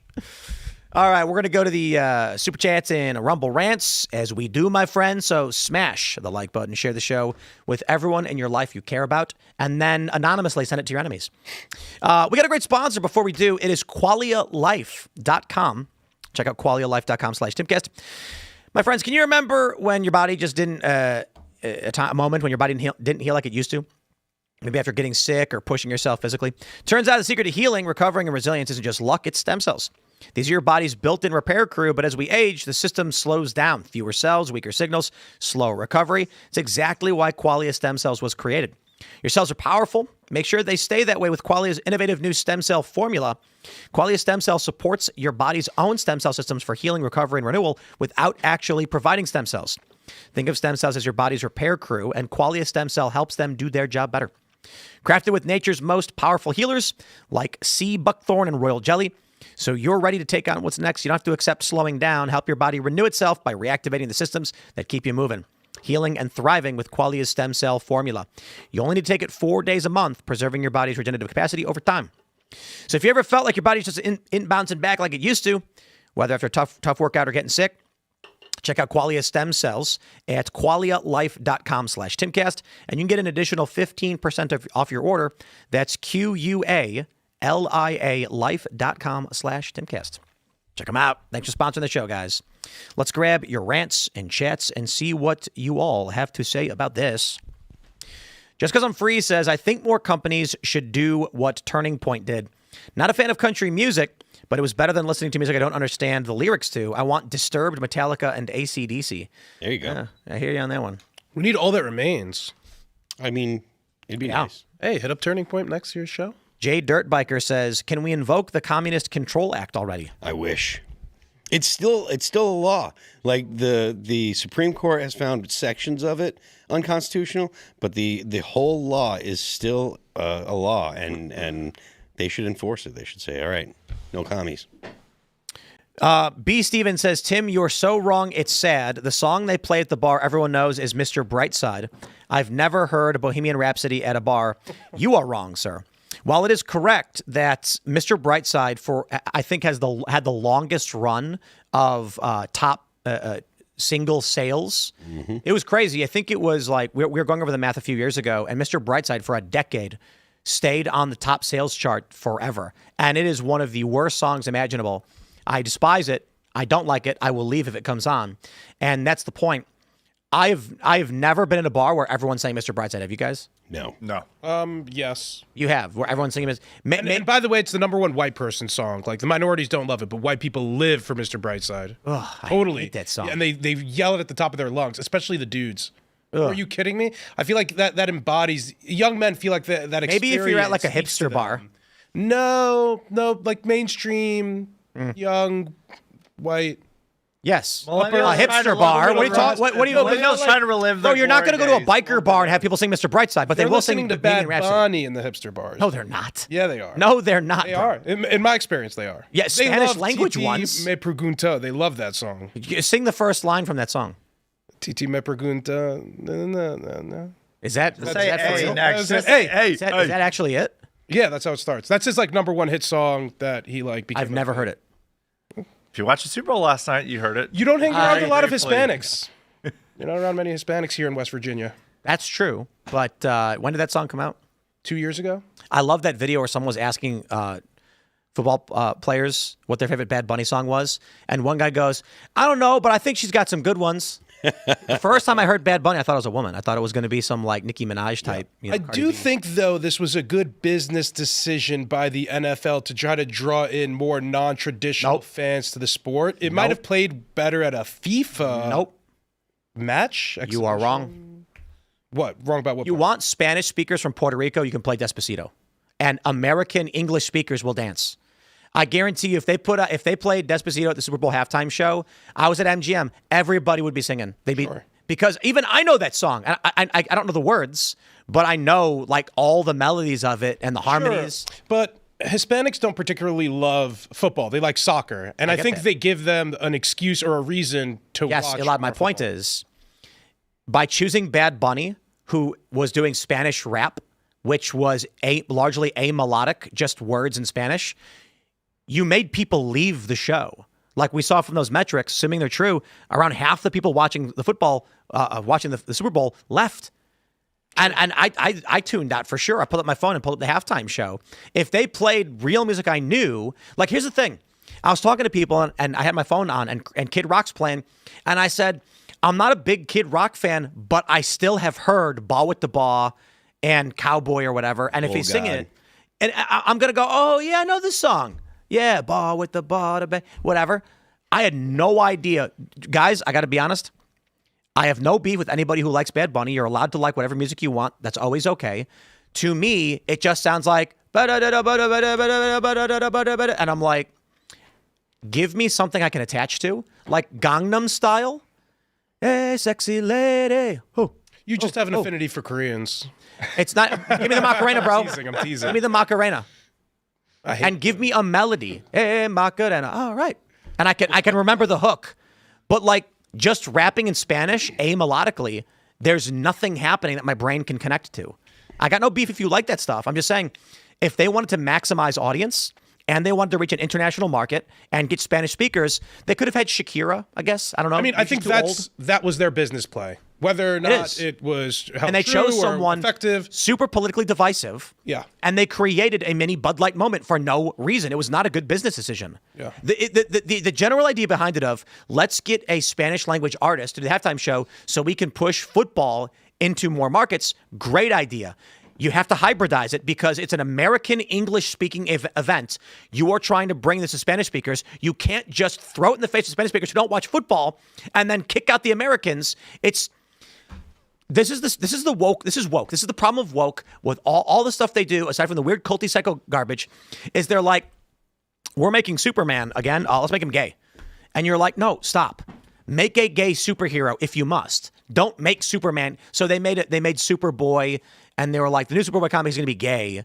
And or in the new Starfleet Academy, they're like, there's a Klingon and he's gay. And it's like, guys, no, stop. Like you can't just take something and then just jam it. It's a square peg in a round hole. They're just bashing with a hammer to force it to fit, and it pisses everybody off, and it breaks the hole. Yeah, I think the whole point of it was the demoralization and the subversion. Yeah, they had J-Lo and Shakira a few years ago, but that's not really what the young people are listening. But the thing that the NFL is assuming that the people they piss off with the show, that they're going to stay no matter what.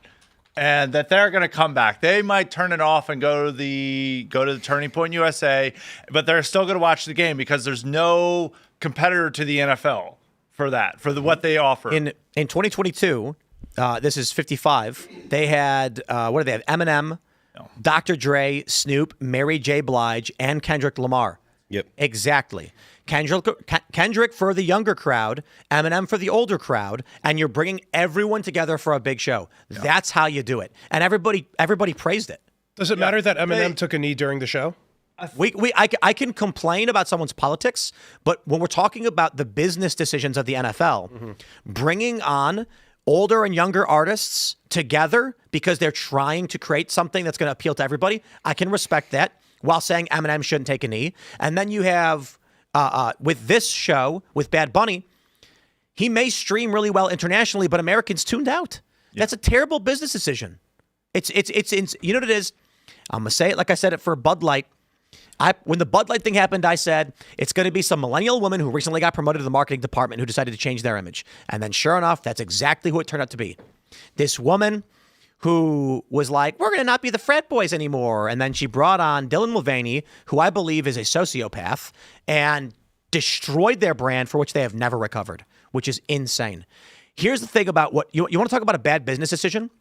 Whether or not Turning Point's show was good or bad, like all the corporate media being like it was a boring show and it was stupid, they shouldn't have done it. Who cares? They've got 20 million hits on YouTube.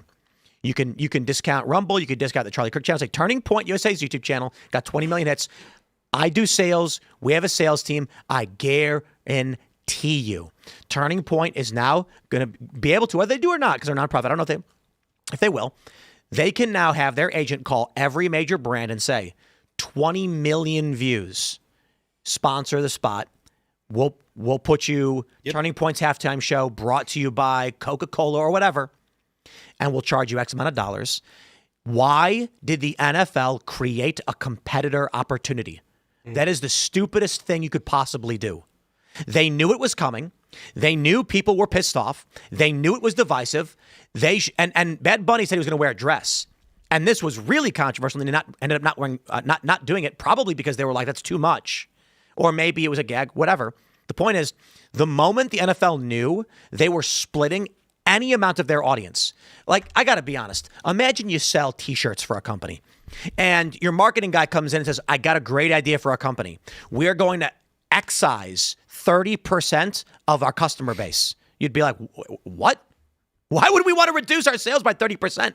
Because they're MAGA. No, I'd rather not do that. I'd rather keep making money. We want more people, right? If the argument is they brought in Bad Bunny because they want to reach more people, why cut out 30, 40%, which they basically did? That's the stupidest business decision you could possibly make. There's a famous quote from Michael Jordan that said, Republicans buy sneakers too. It's fake? It's apocryphal. Now I'm fake news. Never mind. He said, I think it was, Republicans buy or conservatives buy shoes too. It's a fake quote, you're saying? I'm pretty sure that is a fake quote that was hearsay from someone else who claimed Michael Jordan said something to that effect, and I think it was denied. I'm looking at an ESPN article that says Michael Jordan stands firm on Republicans buy sneakers too, quote, says it was made in jest. Well, it was reflective of how he went about business, because people wanted him to get involved in politics and endorse Democratic politicians. And even if he didn't say that, that was still his mindset. But the NFL isn't really going with that with the halftime shows, as they've given it over to Jay-Z, and Jay-Z has decided to do culture war with it and do things that is not going to please older Americans. Because older Americans did not like last year's Super Bowl show either, had no older audiences or older audience artists. And I think you make a good point, is that in order to make it appealing, you'd have artists that they like and have them more featured. Like if he did Shakira and Bad Bunny, I'm sure people would have been less upset about it. So clarification, I was incorrect that it was apocryphal. It was that it wasn't a serious comment. It was a passive joke. That it was, so I remember when this story got a lot of traction a few years ago, it was 2020. It was, people were claiming that he was legitimately in a business meeting where he was like, Republicans buy sneakers too. And that he was seriously saying, whereas it sounds, at the time, it was a hearsay quote from someone else where they were like talking to him passively, and he said something like, hey, Republicans buy shoes, right? You know, it was meant to be more of a, I don't really care. That reflexive idea, though, is how people should be thinking, at least business-wise, when it comes to things like this, in my estimation. Imagine if I, came in here and just said, hey, I have an idea. Let's kill, reduce half the viewers of Timcast IRL for no reason by only speaking in Spanish. Why would you do that? Ever? We're going to do Timcast IRL for the next year just in Spanish because we want to reach a new audience. How about you do a Spanish translation version and everyone can, why would you create an opportunity for your competition to do this? It's remarkably dumb. Anyway, we got to read more of these chats. We've been prattling on. Let's see. NNY says, cool, Elaad is here. Please thank him for his pointed and direct question at the White House. He drives me nuts, but we need that kind of pushback if we're going to get Trump to do anything but vanity projects. Look at that. Thank you guys for keeping up with my work, and I work hard in there for you guys, and I appreciate the support. Thank you.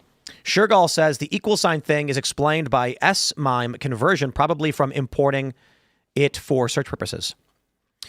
I think so, but it also appears in PDFs, raw files that they published, so... Anyway, what else we got? Bueno Malio says, Tim, the equal sign is a text processing error for new line carriage returns. Well, there you go. Devin Grissom says, just a theory, but any chance all of the equal signs are typing errors from a boomer? Well, we already figured out what exactly that was because people have pointed it out. So thank you to all. All right, let's see. Samura Ikyokan says, Tim, your views are down because YouTube blocks feed from subs too. So views are down for a few reasons. Right now, our concurrent viewership peaked around like 41,000, I think, for the show, which is like political off-season, pretty good for us. So obviously, every 4 years, there's a flow of politics. In midterm years, we do pretty well. Primary years, we do great. Presidential election years are massive, millions of views. It's crazy. And then after the presidential election, everybody's views drop. In the last, in 2021, we averaged around 28,000 in the offseason. We're averaging around 40K now. We split between YouTube and Rumble, 41. However, that is down from the 55 to 60 we were getting a couple weeks ago, and that is likely due to the fact that I was out for a week, which means that people who watch the show, principally for me, don't tune in. And then after a week, YouTube slows down recommendations to these individuals. Then I come back, people start tuning back in, they start searching for the show again, recommendations start increasing once more. So I will also add that my morning show is the number 1 of the last 10. So the way YouTube works is every video you put up, it shows you when you log in your video compared to the last 9 videos, and it ranks them. If your videos are at least 4 and above every time you put a video up, that means your channel is growing. If your videos are at 5 and they stay around 5, that means you're stagnant. If your videos every time you upload are 5 or below, it means your channel is shrinking. So my morning show today was number 1 out of 10. It was the most viewed of the morning shows I've put out in the last 10 days, working days. So all in all, it is what it is. There's ebb and flow to politics. If we were doing any other kind of content, we wouldn't be facing this. It's a purely political thing, which negatively impacts political channels making money. It's just a reality of it. There's a lot of content that, March 2020, 2021 or 25, politics are over. The money dries up, everybody's exhausted, and nobody wants to hear it. They want to go away. Like, I did my job, I'm done. And they stop paying attention. We're entering a midterm year now, though, which means all of these congressional candidates are going to be dumping insane amounts of money into their races. It's the most important election ever, and that's true because every election it's getting more and more dire. So everybody says it. Mm-hmm. So I think we're going to be looking at one of the most expensive congressional runs ever. It's life or death. The Republicans, Trump administration specifically, knows if they lose this midterm, they're all going to prison and there's going to be impeachments. So you are going to see money spent like you have not seen. And that means, oh boy, right now, politics ranks at like number 18 in CPMs. For a midterm year, we shouldn't expect it, but I wouldn't be surprised, I'm not saying it'll happen, if political content becomes the number 1 CPM based on competition. It may go down then with volume. Finance right now is number 1. You make a video about finance, you're getting $20 to $40 CPMs. It's bonkers. Yeah. That's crazy, right? Financial audit. Caleb's crushing it. Yeah. Caleb Hammer on YouTube. Yeah, if you make videos about how to make money, student loan debt was really big. Here's the secret. If you track, you can actually look up the most valuable words for Google's algorithm. It used to be much different 20 years ago, back when it was just like for websites. But there were people who would make mesothelioma websites. That's all they would do. Wow. Because the search the CPMs were so massive. They were like $40 to $60, some insane number. So people would go online, buy a domain, make a mesothelioma website, and then put ads on it. Those ads would be for law firms and then compete for Google ranking, and they were making insane amounts of money. And student loans is always really big. It's changed a little bit now because young people don't care for college and there's no young people. But when millennials were in their mid to late 20s, student loan debt, debt forgiveness were all massive terms worth tons of money. Meaning if your video contained those words, it would run ads against them that were related to this and you were getting paid. Cashing in. Yep. All right. SXDX says, look at the dislike ratio on Bad Bunny versus TPUSA's show. It's significant. You can't see the actual dislikes anymore, and it's fake. People are downloading extensions where they have these extensions that say they can really show you the thumbs down. It's not real. I got hit up by somebody, and they were like, yo, what's going on with your channel? Like, all your videos are massively disliked. And I was like, no, they aren't. I was like, what do you mean they're all 98% thumbs up? And he's like, that's not what I'm getting. And I'm like, how are you getting that? Because you can't see my dislikes anyway. He had an extension and it was showing all my videos massively disliked. So I just screenshot it and I was like, it's 12,000 likes with all thumbs up. What are you talking about? These things can't get internal data from YouTube and people think the dislike ratios are real. You're seeing what you want to see, brother. All right, what do we got here? Let's grab some more. Alex Blenagawa says, Bad Bunny volunteers had height requirements for performance of between 5'7" and 5'10" and 6'1", depending on sources. What happened to equity? Give them platform shoes. The Equity Guild is trait-based when it's them. The Equity Guild are communists who will steal everything they can while claiming they're doing right. Hassan Piker exemplifies this perfectly. He'll electrocute his dog over and over again while pretending to be the good guy. He'll buy a multi-million-dollar mansion in one of the wealthiest parts of the country while talking about everyone getting ripped off. And then he says he deserves it. I mean, come on. That dude, I'd be willing to bet I give more than he does. And these liberals, I love this. Elon Musk tweeted, money can't buy happiness, which is incorrect. There's two ways to look at it. First is that if you are poor, dirt poor, money will buy you a lot of happiness because it'll stabilize your life and it'll reduce a lot of your stress. So you'll be very happy to get a sum of money that allows you to pay your bills, and you might even cry with joy. Secondly, Elon could buy tons of happiness for other people. I'm not saying he should or has to, but if Elon goes to a diner and he spends $20 on eggs and bacon, that waitress who's making $20, $30 an hour, maybe if she's lucky with tips, he can write her a check. He can write on the bill a $1,000 tip, and he just bought a ton of happiness for her. So I posted that, and Hunter Avalon was like, in all caps, Tim Pool discovers empathy. And then Olivia responded. She was like, from saying that to the guy who offered to help you with anything you needed after someone tried to murder you. Because after for those I don't know, in West Virginia, someone broke in and tried to murder him and his girlfriend. And then I was like, bro, anything you need a place to stay. We're not that far away. We got you. We'll take care of you. And then he's just an asshole. Sorry for swearing. He's just a bad person. And this is what the left is. They pretend to be empathy. They pretend to be nice while burning everything down. My favorite is how they're like, oh, yeah, conservatives, you're against abortion. How many people have you adopted? Look at the stats. Conservatives adopt substantially at higher rates than liberals do. Yet you're the one. Yeah. So don't make that like it's ridiculous. They're just pretending. Anyway, we're gonna go to the uncensored portion of the show. We're gonna play a fun game. We can play Ethno Guesser again. That'll be fun.